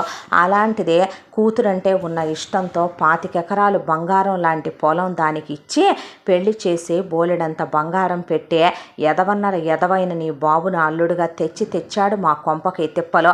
చివరికి 1 సంవత్సరం పండితే 1 సంవత్సరం పండని పొలం కూడా 50 ఎకరాలు కాజేయాలని చూశాడే మీ నాన్న. నీకో విషయం తెలుసా? వీడు నీకన్నా 5 సంవత్సరాలు పెద్దోడమ్మా. వీడిని తీసుకొని నాకండగా నేను వస్తాను పదండి అత్తయ్య గారు, మీకు తోడుగా ఓ తమ్ముళ్ళ ఉంటానని చెప్పాల్సింది పోయి ఉన్నదంతా దిగదిందామనుకున్నాడు మీ నాన్న. పిల్లాడిని తీసుకొని వచ్చి నానా అష్టకష్టాలు పడే వీడిని పెంచి పెద్ద చేసుకొచ్చాను. నోరు పెట్టుకొని బ్రతికాను, కష్టాన్ని నమ్ముకొని బ్రతికానమ్మా. ఆ తరువాత అగ్రికల్చరల్లో వీడు పీజీ చేశాడు. చేసిన తర్వాత మళ్ళీ వీడిని ఇక్కడికే తీసుకొచ్చుకొని ఆ 100 ఎకరాల పొలంలో బోరేయించి అది సరిగ్గా పండని పొలాన్ని ఇప్పుడు బంగారం చేసి సాగు భూమిని చేశాడు నీ మేనమామ. అందుకే ఇప్పటి వరకు వీడికి పెళ్లి చేయలా. వీడు ఇప్పుడు దాకా ఏ అమ్మాయిని ప్రేమించలేదో. మనం మన పిల్లలకి ఏది మంచి ఏది చెడు అని చెప్పుకోలేకపోతే మనం బతికి ఇంకెందుకే? అందుకేనేమో వాడిని దేవుడు అలా మింగేశాడు దరిద్రపు ఎదవ అనేసరికి ఊరుకో అమ్మా పోయాడుగా అనేసరికి కేశవరావు ఫోటో ఎత్తుకెళ్ళి సుగుణ ఫోటో పక్కన తగిలిచ్చి బొట్టు పెట్టి దండేసి దరిద్రపు సచ్చినోడా అని తిట్టిపోసింది సుందరమ్మ. ఆ తరువాత నిజం చెప్తున్నాను మావయ్య, ప్రమాణం చేసి చెప్తున్నాను అమ్మ మీద నాన్న మీద, అమ్మమ్మ నేను ఏ తప్పు చెయ్యలేదో. అసలు ఆ రికార్డ్స్లో ఉంది వేరే మావయ్య అంటే ఏం పిచ్చి మాటలవే అన్నాడు విశ్వ. అన్న తర్వాత నేను ఎంత చదువుకున్నానో తెలుసా అమ్మమ్మ, ఎంత ప్యాకేజ్ వచ్చిందో తెలుసా నాకు, అంతిస్తారా అని అడిగింది సుందరమ్మ. తను పెద్ద కాలేజీలో చదువుకుందమ్మా, తను టాపర్ కదా, ఇస్తారే అన్నాడు విశ్వ. ఆ తర్వాత బాధపడకు తల్లే అని పిల్లని దగ్గరికి తీసుకొని ఆ జ్యూసులని అవని ఇవని పట్టించి డాక్టర్ ఇచ్చిన ట్యాబ్లెట్లు వేస్తూ ఆ రాత్రికి విశ్వ అలా తోడుగా కూర్చునే సుందరమ్మ కాళ్ళ కొబ్బరి నూనె రుద్ది తలకి నూనె రాసి అలా పక్కనే కూర్చుంటే నా రక్త సంబంధం నాకు ఏదో ఒక మూల మిగిలింది కాబట్టి ఇంకా నేను ప్రాణంతో ఉన్నానేమో అనిపించింది పూర్ణిమకి. ఆ తర్వాత తెల్లాడి సుందరమ్మ పని చేసుకుంటుంటే విశ్వ బయట పని చేసుకుంటున్నాడు. ఇక వెళ్ళింది దగ్గరికి పూర్ణిమ. బాగా పులుపు తినాలనే క్రేవింగ్ విపరీతంగా రావటంతో మావయ్య అనేసరికి అని వెనక్కి తిరిగాడు. పిలవచ్చా మావయ్య అని? నీ పేరు నాకు గుర్తులేదు. నువ్వు నాకన్నా ఏజ్లో మరీ పెద్దోడివి కాదు కదా, ఏమైనా ఫీల్ అయ్యావా? పర్లేదు, నువ్వు పిలిచినా బాగానే ఉందిలే. ఏంటే అని అడిగాడు. అడిగితే బాగా పులుపు తినాలనుంది మావయ్య, ఎందుకో ఎంత ఆపుకుంటున్నా క్రేవింగ్స్ ఆగట్లేదు అని చెప్తే దానికి నువ్వు నన్ను ఇంత అడగాలా అని అమ్మా అని సుందరమ్మని పిలిస్తే ఏంటయ్యా అంది. కొంచెం దీన్ని చూసుకో, నేను ఇప్పుడే వస్తాను అని వెళ్ళి వెంటనే మామిడికాయలు, ఉసిరికాయలు, చింతకాయలు బుట్టలు తీసుకొచ్చి పెట్టాడు. ఆవురావురమంటూ తింటుంటే నచ్చాయా అని అడిగాడు. నచ్చాయి మావయ్య అన్న తర్వాత ఇక అక్కడే కూర్చొని తింటూనే ఏడుపు వచ్చి పొగిలి ఏడ్చేసింది మేనమామను పట్టుకొని. ఏమైందే అన్నాడు. అంటే ఏమీ లేదు మావయ్య, ఇవన్నీ ఈ కడుపులో ఉన్నవాడినే ఈ కడుపులోకి తీసుకొచ్చిన వాడు కారకుడైన వాడు కదా, నాకు చెయ్యాలి. నువ్వు చేస్తుంటే ఏడుపు వచ్చేసింది మావయ్య. నాకు బ్రతకాలని లేదు మావయ్య, ఈ బిడ్డను కనాలని లేదు. నాకు నా మీదే అసహ్యం వేస్తుంది. అసలు చిన్నప్పటి నుంచి నా విషయంలో ఇంత బ్లాక్ మార్క్ ఇంత గిల్టు లేదు తెలుసా. నాన్న చెప్పాడని నేను పెళ్లి చేసుకొని ఇంత తప్పు ఎలా చేశానో నాకు అర్థం కావట్లేదు అమ్మమ్మ అంటే పిచ్చి మాటలు మాట్లాడుకో. జీవితం అంతా మనం అనుకున్నట్టే జరగాలి అనుకుంటే ఎలాగరా? ఒక విషయం చెప్పనా, నాన్న పోయిన తర్వాత అమ్మ ఒంటరిదే. అమ్మని చూసి ధైర్యం తెచ్చుకోవాలి నువ్వు. అమ్మ మరి నన్ను పెంచి పెద్ద చేయలేదు. అక్క పోయిన తర్వాత కూడా ఈరోజు నేను ఈ పొజిషన్లో ఉన్నానంటే అమ్మే కారణం కాదా? అమ్మే లేకపోతే ఆ పొలం ఏమయ్యేది, నేనేమయ్యేవాడిని, నా భవిష్యత్తు ఏమయ్యేది? నీ కడుపులో ఉన్న బిడ్డ కోసమైనా నువ్వు బ్రతకాలే. ఎవరికి పుట్టారు అన్నది కాదురా పూర్ణిమ, మనం ఎలా పెంచాము అన్నది ఇంపార్టెంట్ పూర్ణి అని చెప్పాడు విశ్వ. చెప్పిన తర్వాత ఏమో మావయ్య అంటే నువ్వు ఇవన్నీ ఆలోచించకు, గతాన్నే కొంతకాలం పాటు వదిలేసే, భవిష్యత్తు గురించి ఆలోచించుకోవాలి అన్న తర్వాత ఆ ముదృష్టపు ఎదవున్నాడే మీ నాన్న పనికిమాలిన సన్నాసి, వాడిని అస్సలు గుర్తు తెచ్చుకోకు ముదృష్టపు ఎదవ మా అంటే అవునరా మరి వాడే కదా అన్నీ పట్టించుకోవాల్సిందే, వాడే పట్టించుకోకుండా ఇలా చేయబట్టే కదా మనం ఇలా అయిపోయామో అన్న తర్వాత వదిలేసేయమ్మా, పోయిన వాళ్ళ గురించి ఎందుకే అంటే సరేలే లోపలికి వెళ్ళి తిట్టుకుంటాలే అలాగైతే అనేసరికి నువ్వు తిట్టడం ఆపువన్నమాట, లోపలికి వెళ్ళి తిడతావన్నమాట. సరేలే అయితే నేను అలిగా, నేను బొంగమూతి పెట్టాను, నేను వెళ్ళి బావిలో దూకుతున్నా, అమ్మ నా బంగారు తల్లివి కదూ, నా బుజ్జివి కదూ, ఎందుకే ఇలా నువ్వు అంటే ఎంత ప్రేమగా ఉన్నారో ఎంత ఆప్యాయతగా ఉన్నారో అని వాళ్ళని చూసి పక్కున నవ్వింది పూర్ణిమ. చూసావా నువ్వు అది ఇది అని దానికి తెగ చెప్పావు, అది నా మాటలకే నవ్వేస్తుంది చూసావా, వీడిని కూడా నేనేనమ్మా ఒంటరిగా ఒక్కదాన్ని, మీ తాతయ్య అప్పుడు ఆ ముదృష్టపు సచ్చినోడు ఉన్నాడుగా వాడిని పెట్టి పురుడు పోసుకున్నా, సగానికి నేనే ముక్కి కన్నానా, సగానికి కొడుకుని వాడే బయటికి తెచ్చుకున్నాడు భూమి మీదకే. ఆ తర్వాత పిల్లోడు సంవత్సరం పిల్లోడప్పుడు నన్ను వదిలిపెట్టి వెళ్ళిపోయాడు అనుకో అనేసరికి నాకు కూడా నువ్వే పురుడు పోస్తావా అమ్మమ్మ అంటే వద్దులే, నెల రోజుల ముందే హాస్పిటల్ తీసుకెళ్తాను అన్నాడు విశ్వ. థ్యాంక్స్ మావయ్య అంది. అన్న తర్వాత పొలం వెళ్తుంటే దాన్ని కూడా తీసుకుపోరా అంది సుందరమ్మ. అది కాదమ్మా, ఏం చేస్తుంది ఇంట్లో ఉండి, అలా కాస్త పచ్చడి పొలాలు అయ్యి చూస్తే అమ్మమ్మ ఎంత సాధించింది, మావయ్యని ఎంత వంచింది, చిన్నప్పటి నుంచి మావయ్య ముడ్డి కడిగి మూతి కడిగి మావయ్యని ఎంత డెవలప్ చేసింది, ఎంత చదివిచ్చింది, పొలం ఎంత సంపాదించింది అవన్నీ చూస్తుంది అనేసరికి పక్కా నవ్వింది పూర్ణిమ. అనేసరికి పూర్ణిమ నవ్వుతుందని ఆపలేదు సుందరమ్మని విశ్వ. నీ నవ్వు చాలా బాగుందే అన్నాడు పూర్ణిమనే.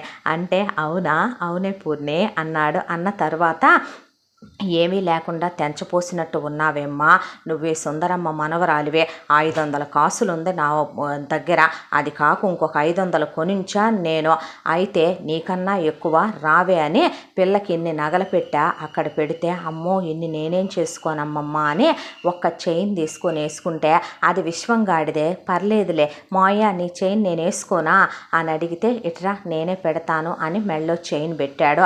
పెట్టిన తర్వాత గాజులేంట్రా దీనికి వదులైపోయినాయి అనేసరికి ఇటివ్వమ్మా అని తన బ్రేస్లెట్ని హుక్స్ ఉంటే సైజ్ చేసి పూర్ణిమకు పెట్టాడు. బాగున్నావే అని వెళ్దామమ్మా అయ్యా వస్తానంటే అంత దూరం నడుస్తావా ఈ కండిషన్లో, పర్లేదులేపా అనేసరికి సరే పద అని చెప్పులు కాళ్ళకు తొడిగి రమ్మన్నాడు. మరి నీకు నాకు అలవాటేలే, చెప్పులు వేసుకుంటే నాకు పని అవ్వదులే పొలంలో, ఇప్పుడు ఆ సోగ్గాడు వేసుకోపోతే ఏం పోయిందిలే పద అన్న తర్వాత ఇక గోడల మీద ఫోటోలు చూసి ఇవన్నీ మాయేనా అమ్మమ్మ అని అడిగితే వీడేనమ్మా బాగున్నాడు కదూ ముద్దుగా దుండు ముక్కలాగా అంది సుందరమ్మ. నువ్వు అలాగే ఉన్నావే పాలకోవా బిళ్ళలాగా అంది పూర్ణి.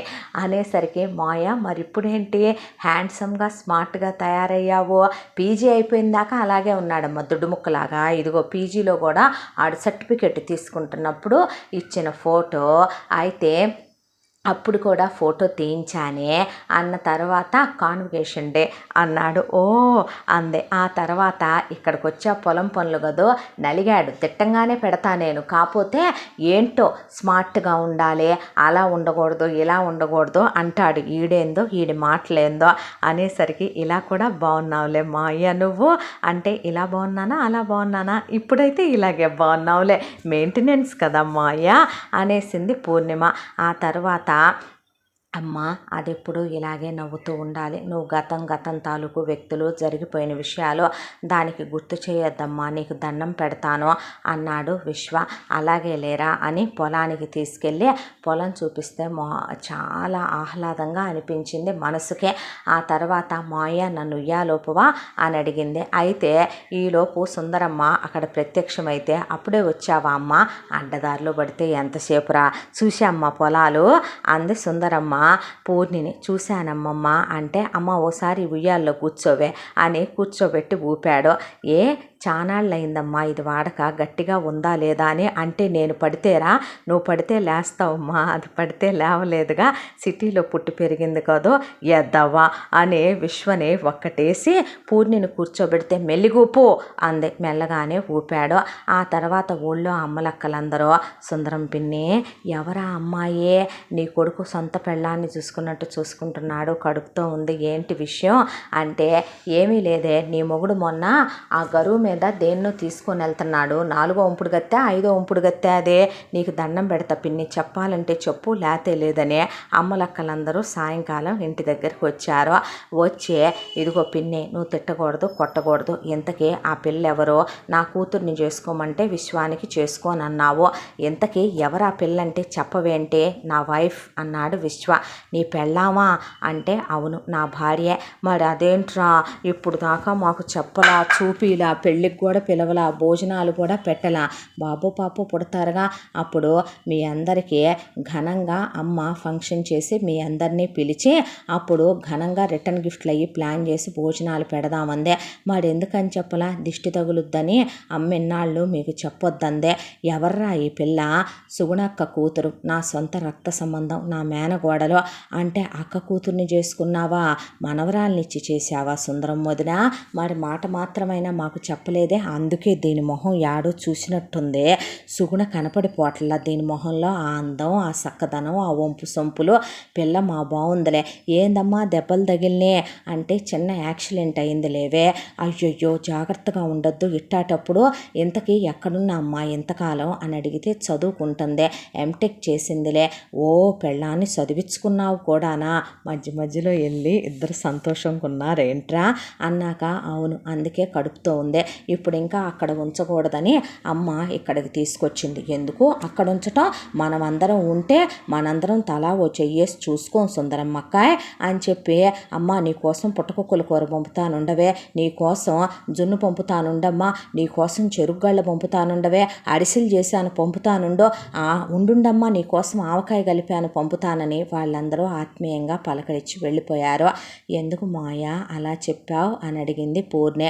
చూడు పూర్ణి, ఇది పల్లెటూరు, ఏమీ లేకపోతేనే ఎన్నో ఉన్నాయని సృష్టించుకుంటారు, ఇప్పుడు జరిగిందంతా వీళ్ళకి తెలిసిందనుకో తప్పుగా అర్థం చేసుకుంటారు, దానికి బదులు ఇలా అన్నామనుకో వాళ్ళ మనసులో కల్మషం ఏమీ లేదు, ఆప్యాయంగా చూడు నిన్ను ఎలా కలిపేసుకున్నారో, ఇది ఇలాగే ఉండనివ్వు బాగుందిగా అనేసి అక్కడి నుంచి వెళ్ళిపోయాడు విశ్వ. ఏంటో నన్ను మాట్లాడనివ్వకుండా మాట్లాడతాడమ్మా, చదువుకున్నాడు కదూ, ఆ తెలివితేటలే వేరులే అనేసుకుంది సుందరమ్మ. రా అన్నం తిందాం అని పెద్ద గుండిగ నిండా అన్నం వండి 4 రకాల కూరలు వండి ఆడబెట్టింది సుందరమ్మ. ఇంతవరకు అమ్మమ్మ మనకేనే అంటే, ఓ 2 పూటలు తిన్నా ఇంకా మిగిలిపోద్దిగా, ఫుడ్ వేస్ట్ అవ్వదు అన్న తర్వాత పెద్ద బాహుబలి థాలీ అంత థాలీలు పెట్టుకొని ఒక దాంట్లో ఆవిడ ఆల్మోస్ట్ సగం వడ తను వడ్డిచ్చేసుకొని ఇంతంత కూరలు నాన్ వెజ్లు పెట్టుకొని ఒక సగం విశ్వకు వడ్డించి పెట్టేసిందే. ఇక పూర్ణికి కూడా పెట్టబోతే, అమ్మో అంతొద్దు నాకు కొంచెం చాలు, ఆ తిండేంటే అన్నాడు విశ్వ.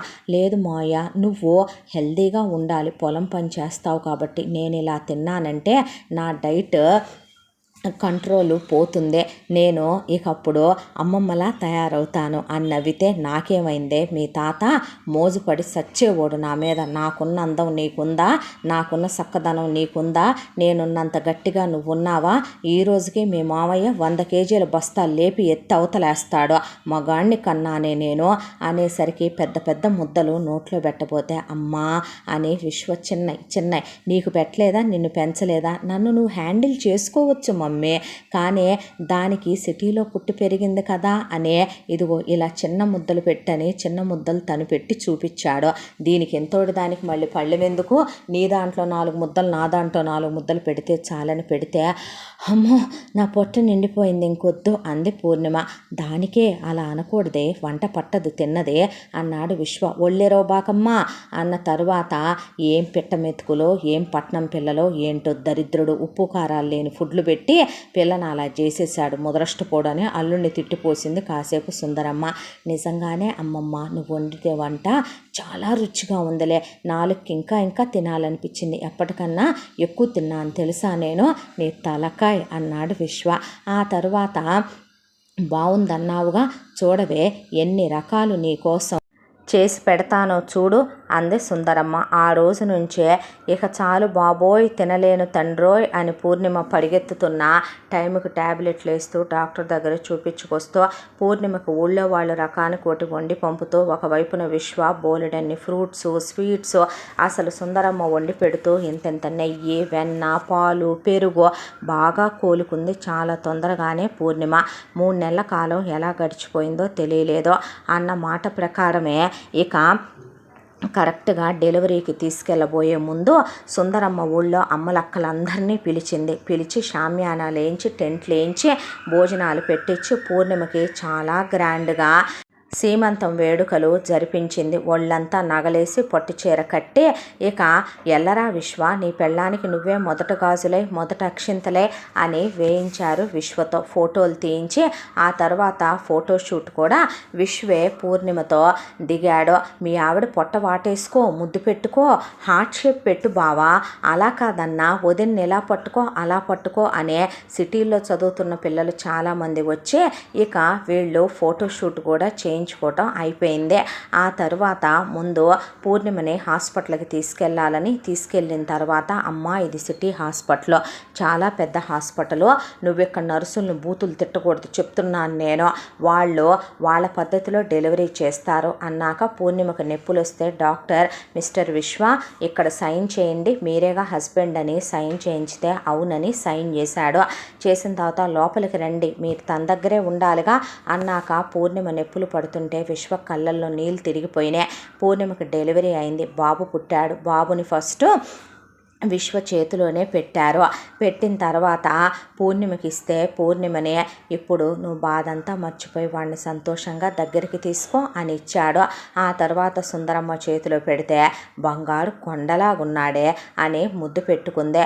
ముద్దు పెట్టి శ్రీరాముడు పుట్టాడమ్మా అని శ్రీరామ్ శ్రీరామ్ శ్రీరామ్ అని పెట్టేసింది సుందరమ్మ పేరు. నువ్వేమో సుందరమ్మవి, ఆడేమో శ్రీరాముడు అని విశ్వ నవ్వితే ఏమైందిరా, మా నాన్న సుందరకాండ చదివే సుందరమ్మ నా పేరు పెట్టాడు, ఆ రాముడు ఎంత గొప్పోడు, వీడు అంత మంచోడు అవుతాడు చూడు పెద్దయ్యాక అంది సుందరమ్మ. వచ్చాక ఒక 6 నెలలు మదర్ ఫీడింగ్ ఇచ్చింది పూర్ణిమ. ఆ తర్వాత పిల్లాడికి నామకరణాలు, ఉయ్యాల్లో వేయటం, బారసాలలో అన్నప్రాసనలో అందరినీ పిలిచి వేడుకగా జరిపించింది సుందరమ్మ. అయిపోయిన తర్వాత ప్రతి దాంట్లో విశ్వే పూర్ణిమ పక్కన పీటల మీద కూర్చున్న తర్వాత పిల్లాడికి మాత్రం 6వ నెల వచ్చిన దగ్గర నుంచి సుందరమ్మ పెట్టి పిల్లాడిని కూడా గూఠాం తయారు చేసి పూర్ణిమ అసలు ఎత్తుకోలేకపోయేదే. శ్రీరామ్ విశ్వకి చాలా దగ్గరైపోయాడు. గుండెల మీద వేసుకొని ఆడించుకోవటం, గుండెల మీద తొక్కించుకోవటం, ఉప్పెక్కించుకోవటం, ముద్దు పెట్టుకోవటం, తను స్నానం చేసేటప్పుడు బాబుకు స్నానం చేయించటం, చాలా సరదాగా సందడిగా అలా రోజులు ఎలా గడిచిపోతున్నాయో తెలియకుండా పిల్లాడి ఫస్ట్ బర్త్డే వేడుకలు గ్రాండ్గా జరిపించింది సుందరమ్మ. అయిపోయిన తర్వాత సెకండ్ బర్త్డే కూడా అయిపోయిందే. మాయ ఈ ఊళ్ళో ఇంటర్నెట్ కానీ అలాంటివి ఉండవా అని అడిగితే ఏమే కావాలా అని అడిగితే లేదు మాయ ఊరికినే అడుగుతున్నాను, హార్డ్లీ ఒక 10 ఫోన్స్లో సిగ్నల్ ఉండటమే కష్టం రా, మనం ఎంత హై నెట్వర్క్ ఫోన్లు తీసుకున్నా మినిస్టర్లు వస్తారు, ఓట్లప్పుడు కనపడతారు, మళ్ళీ కనపడరు, ఈసారి రాని చెప్తా దరిద్రపు ఎదవనే, ఈసారి ఏమాకండ్రా మీ అందరు ఓట్లు అంది సుందరమ్మ. నువ్వు చెబితే వేస్తావా ఏంటి పిన్ని, నువ్వు ఏది వద్దంటే వద్దు, నువ్వు ఏది అవునంటే అవును, అంతే కదా, నువ్వు ఎలాగంటే అలాగే అన్నారు ఊళ్ళో వాళ్ళు. ఆ తర్వాత ఇక న్యూస్ పేపర్ వచ్చింది. సుందరమ్మ న్యూస్ పేపర్ తిరగేస్తూ బుడ్డోడు న్యూస్ పేపర్ లాక్కొని చించుతుంటే చించేసుకోరా అంది. నన్ను ఇలాగే పెంచావా అమ్మా అన్నాడు విశ్వ. ఎంతకన్నా గేరుగానే పెంచా నిన్ను అందే. అన్న తర్వాత పిల్లాడికి మెళ్ళో పులిగోరు, మురుగులు, బంగారపు మొలతాడు, కాళ్ళకే బంగారపు కడియాలు వేసి చాలా ముద్దుగా ఉన్నాడు బుడ్డోడు. అయితే ఉన్నట్టుండి పిల్లాడి చేతిలో పేపర్లో వివాహ మహోత్సవ ఆహ్వానం, అందరూ ఆహ్వానితులే అని ఉన్న ఒక పెద్ద ఫోటోని చేతిలోకి తీసుకుంది పూర్ణిమ. ఏంటి అది అన్నాడు విశ్వ. మాయ అమ్మమ్మ ఇట్రండి అంటే ఏంటమ్మా అంటే వీడే ఎవరమ్మా అంటే వీడే సురేంద్ర, ఇది వాడి అమ్మ మాలిని, ఇది వాడి పెద్దక్క చందన, వీడు దాని మొగుడు, ఇది వాడి రెండో అక్క సరిత, వీడు దాని మొగుడు, వీడు వాడి బాబు జితేంద్ర, వీడు జగదీష్ అనే అప్పుడు వచ్చి ఇదంతా చేశాడని చెప్పాను కదా మామయ్య, వాడే వీడు, వీళ్ళింట్లో ఉన్న పనివాళ్ళు, వాడు మళ్ళీ పెళ్లి చేసుకుంటున్నాడంట మామయ్య, చేసుకునివరా మనకెందుకు అన్నాడు విశ్వ. నిజం చెప్పాలంటే విశ్వ పూర్ణిమ వచ్చినప్పుడే అనిపించిందే, పూర్ణిమనే తన దగ్గరే ఉండుంటే చిన్నప్పటి నుంచి తనే పెళ్లి చేసుకుని ఉండేవాడు కదా, పూర్ణిమని తనే హ్యాపీగా చూసుకుని ఉండేవాడు కదా. ఎన్నాళ్ళు తనకి పెళ్లి కాకుండా ఉంది అంటే, తన జీవితంలో ఇంత అపశృతి దొర్లింది అంటే పుట్టేది పాపైనా బాబైనా తనే తండ్రి కావాలనుకున్నాడు, పూర్ణిమనే తన దాన్ని చేసుకోవాలనుకున్నాడు, తన మేనగోడల్ని తన భార్యగా ఊహించుకున్నాడు, ప్రేమించాడు, ఒక రకంగా చెప్పాలంటే ఆరాధిస్తున్నాడు కూడా. తన దగ్గర నుంచి ఎక్కడికి వెళ్ళొద్దులే అనే నమ్మకం, మళ్ళీ తిరిగి పాత గతాల్లోకి వెళ్ళాలనో, గతాల గురించే పగలు సాధించాలనో, ఆమెను తీసుకెళ్లి అతనితో కలపాలనో, ఆ నీతి జాతి లేని మనుషుల మధ్యకి తన్నే బాబుని పంపించాలనో విశ్వ అనుకోలేదు. రేపో మాపో ఆ విషయం తల్లితో మాట్లాడి పూర్ణిమకు చెప్పి పెళ్లి చేసుకుందాం అనుకుంటూ ఉండగా ఆ ఫోటో పట్టుకొని పూర్ణిమ అలా కూర్చుని చాలాసేపు ఆలోచించుకుంటే, ఏంటి ఆలోచన అన్నాడు. అది కాదు మామయ్య, నేను ఏ తప్పు చెయ్యలేదు కదా, అంటే ఇప్పుడు వాళ్ళ దృష్టిలో ఏంటంటే నేను తప్పుడు దాన్ని తప్పు చేశాను, కాలు జారాను, ఈ బిడ్డ వాడి బిడ్డ కాదు, అచ్చు వీడి పోలికలో అచ్చుగుద్దినట్టు వాడివే మామయ్య, వాడు అన్నందుకైనా వీడు వాడిలాగే పుట్టాడు, అంటే ఇప్పుడు వీడు వాడి బిడ్డ కాదులే, నేనెక్కడో చోట ఆత్మహత్య చేసుకొని చచ్చుంటాను, ఏదన్నా అయ్యుంటాను, లేకపోతే వీడు నేను కలిసి పోయి ఉంటాము అనే దాంతోనేగా వాడన్నీ మర్చిపోయి అలా పెళ్లి చేసుకుంటున్నాడు. 6 ఏళ్ళు మామయ్య, కుక్కల్లే తిరిగితే నేను ఒప్పుకోలా, నాన్న చెప్పాడని తలొంచి పెళ్లి చేసుకున్నాను. 2 ఏళ్ళు బాగానే ఉండే, ఎన్ని నాటకాలు ఆడాడో తెలుసా, ప్రేమించినట్టు, ప్రేమంటే ఇలా కూడా ఉంటుందా అన్నట్టు ఎంత నమ్మబలికాడో తెలుసా, ఎవరైనా నమ్ముతారు కదా మామయ్య అలా ఉంటే. అలాంటిది ఒక చిన్న విషయంలో వాడు నన్ను అనుమానిస్తే, ఇప్పుడు నేను మచ్చని మేదేసుకొని వచ్చిన ఆడదాన్నే, ఏ తప్పు చేయనప్పుడు ఆ తప్పును నేనెందుకు ఒప్పుకోవాలి మామయ్య, నేను పోయేటప్పుడు కూడా ఎందుకు ఆ బరువును మోసుకొని వెళ్ళాలి, వీడు తండ్రి ఎవరో తెలియకుండా ఎందుకు పెరగాలి, అసలు వాడు పతివ్రత పురుషుల్లాగా పెళ్లి చేసుకోవటం ఏంటి, నేను తప్పు చేసిన దానిలాగా ఎక్కడికో వచ్చి తలదాచుకోవటం ఏంటి, నేనెంత చదువుకున్నానో, నా చదువు నాకు నేర్పిన తెలివి జ్ఞానం సంస్కారం ఇదేనా, మా నాన్న పశువు లోకజ్ఞానం నేర్పకపోయి ఉండొచ్చు నాకు, ఇక్కడికి వచ్చి అమ్మమ్మని నిన్ను చూశాక నేను చాలా నేర్చుకున్నాను మామయ్య, అంటే ఇప్పుడు ఏం చేద్దాంరా అన్నాడు. ఏం చేయటం కాదు మామయ్య, మనము కోర్టుకు వెళ్దాం, న్యాయం అడుగుదాం పద మామయ్య అని సిటీకి వెళ్ళి ముందు ఒక ఇల్లు డబుల్ బెడ్రూమ్ అద్దెకి తీసుకున్నారు. తీసుకొని ఫర్నిష్డే తీసుకున్నాడు విశ్వ, తీసుకొని అందులో దిగారు. దిగిన తర్వాత చాలా పెద్ద లాయర్ని, లక్షల ఫీజుకు కూడా వెనకాడకుండా విశ్వ ఆ లాయర్ని అపాయింట్ చేసి జరిగింది మొత్తం పిన్ టు పిన్ను ఆయనకి చెప్పిన తర్వాత కోర్టు సమన్లు పంపించింది. జితేంద్ర వాళ్ళ ఇంటికి పెళ్ళి అనుకుంటున్న సురేంద్ర విషయంలో ఆ పెళ్లి కాస్త ఆపేసింది కోర్టు.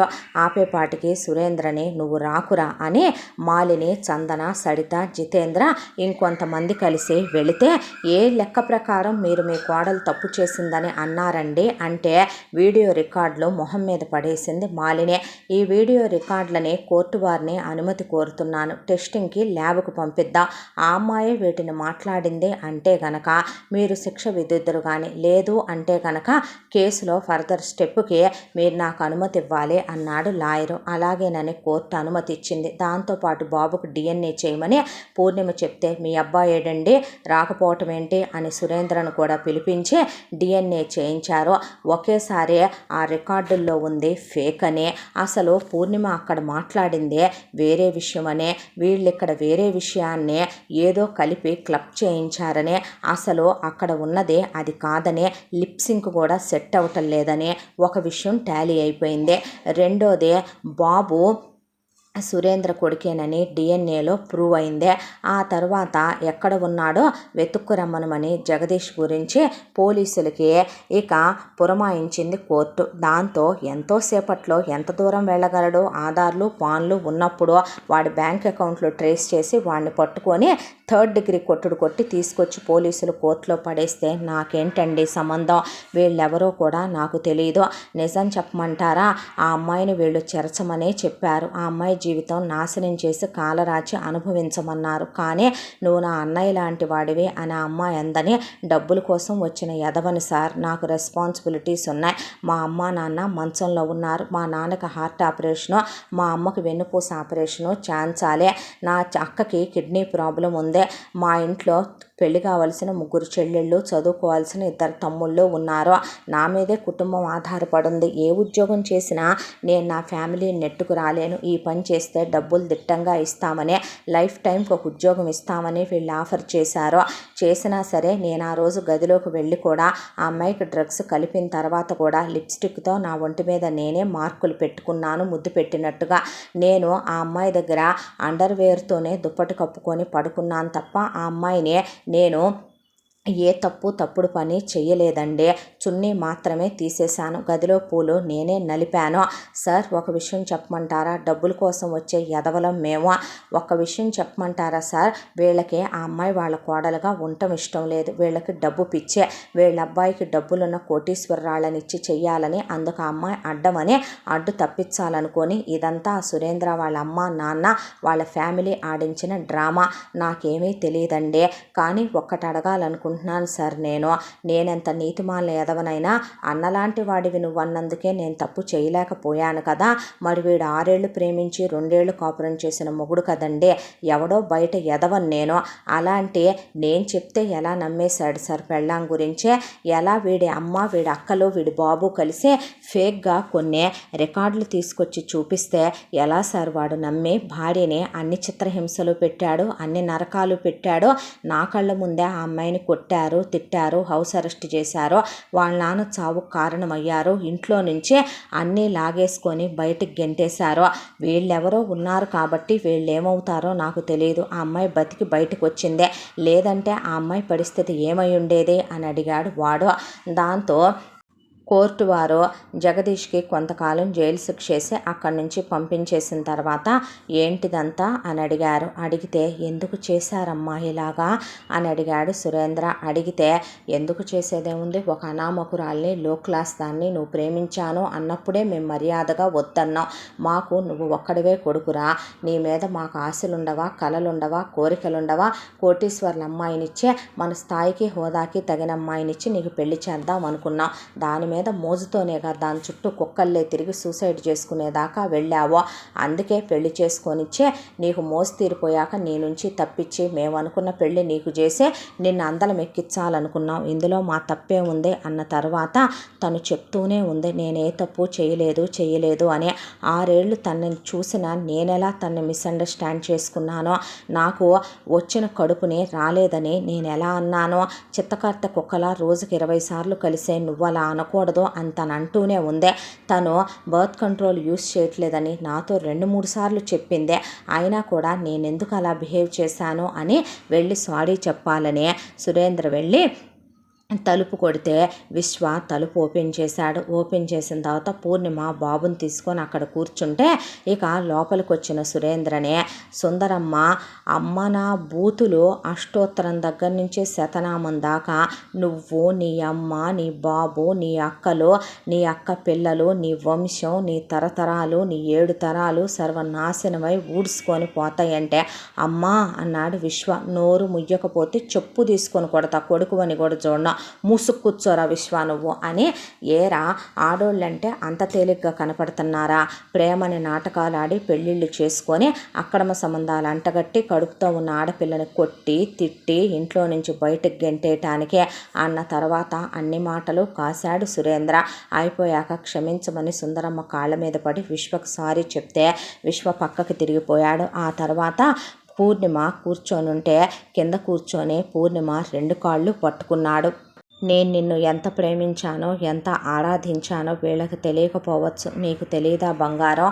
నిజమే, ఆ రోజు నేను తప్పుడు ఎదవని, తప్పుగా ప్రవర్తించాను అని పూర్ణిమ కాలు చెప్పు తీసుకొని తన చంపలు కొట్టుకొని కేసు వాపసు తీసుకోరా. అమ్మ నాన్న అక్కలు బావలు ఈ వయసులో పరువు పోయే వాళ్ళ మీద కేసులు ఫైల్ అయితే మీడియా దాకా ఈ ఇష్యూ వెళ్ళేలాగా ఉందే.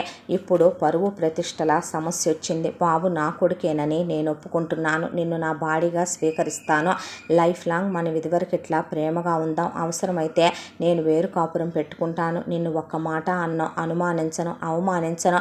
ప్రాణంలా ప్రేమిస్తాను. అంతకుముందు ఎలా చూసుకునేవాడినో అంతకన్నా ప్రేమగా చూసుకుంటాను.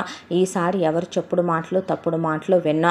ఆ రోజు కూడా నువ్వు ఒక్కసారి అర్థం చేసుకో. నా పొజిషన్లో నా సిచ్యువేషన్లో నువ్వే ఉన్నా లేదా ఇతనే ఉన్నా ఏమనుకుంటారు చెప్పు. నిజంగానే నువ్వు వేరే మగాడితో తప్పు చేసావు అనుకోరా. ఆ వీడియోలు అవన్నీ సాక్ష్యంగా ఉంటే నమ్మరా చెప్పు.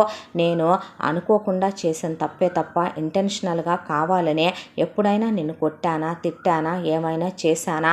మన 6 ఏళ్ల ప్రేమ గుర్తుకు రావట్లేదురా. నేను నిన్ను ఎలా చూశానో గుర్తుకు రావట్లేదురా అని ఎలాంటి ఆడదైనా సరే కన్విన్స్ అయిపోయే ఓకే అనేలాగే సురేందర్ చెప్తే నేనేం చెప్పదలుచుకున్నా రేపు కోర్టులోనే చెప్తాను, నాకు టైం కావాలి అనేసింది పూర్ణిమ. అది కాదురా, నువ్వు ఇక్కడి నుంచి వెళ్తే మంచిది. నేను రేపు కోర్టులో చెప్తానంటున్నానుగా అన్న తర్వాత నువ్వు పాజిటివ్గానే చెప్తావని నాకు తెలుసు.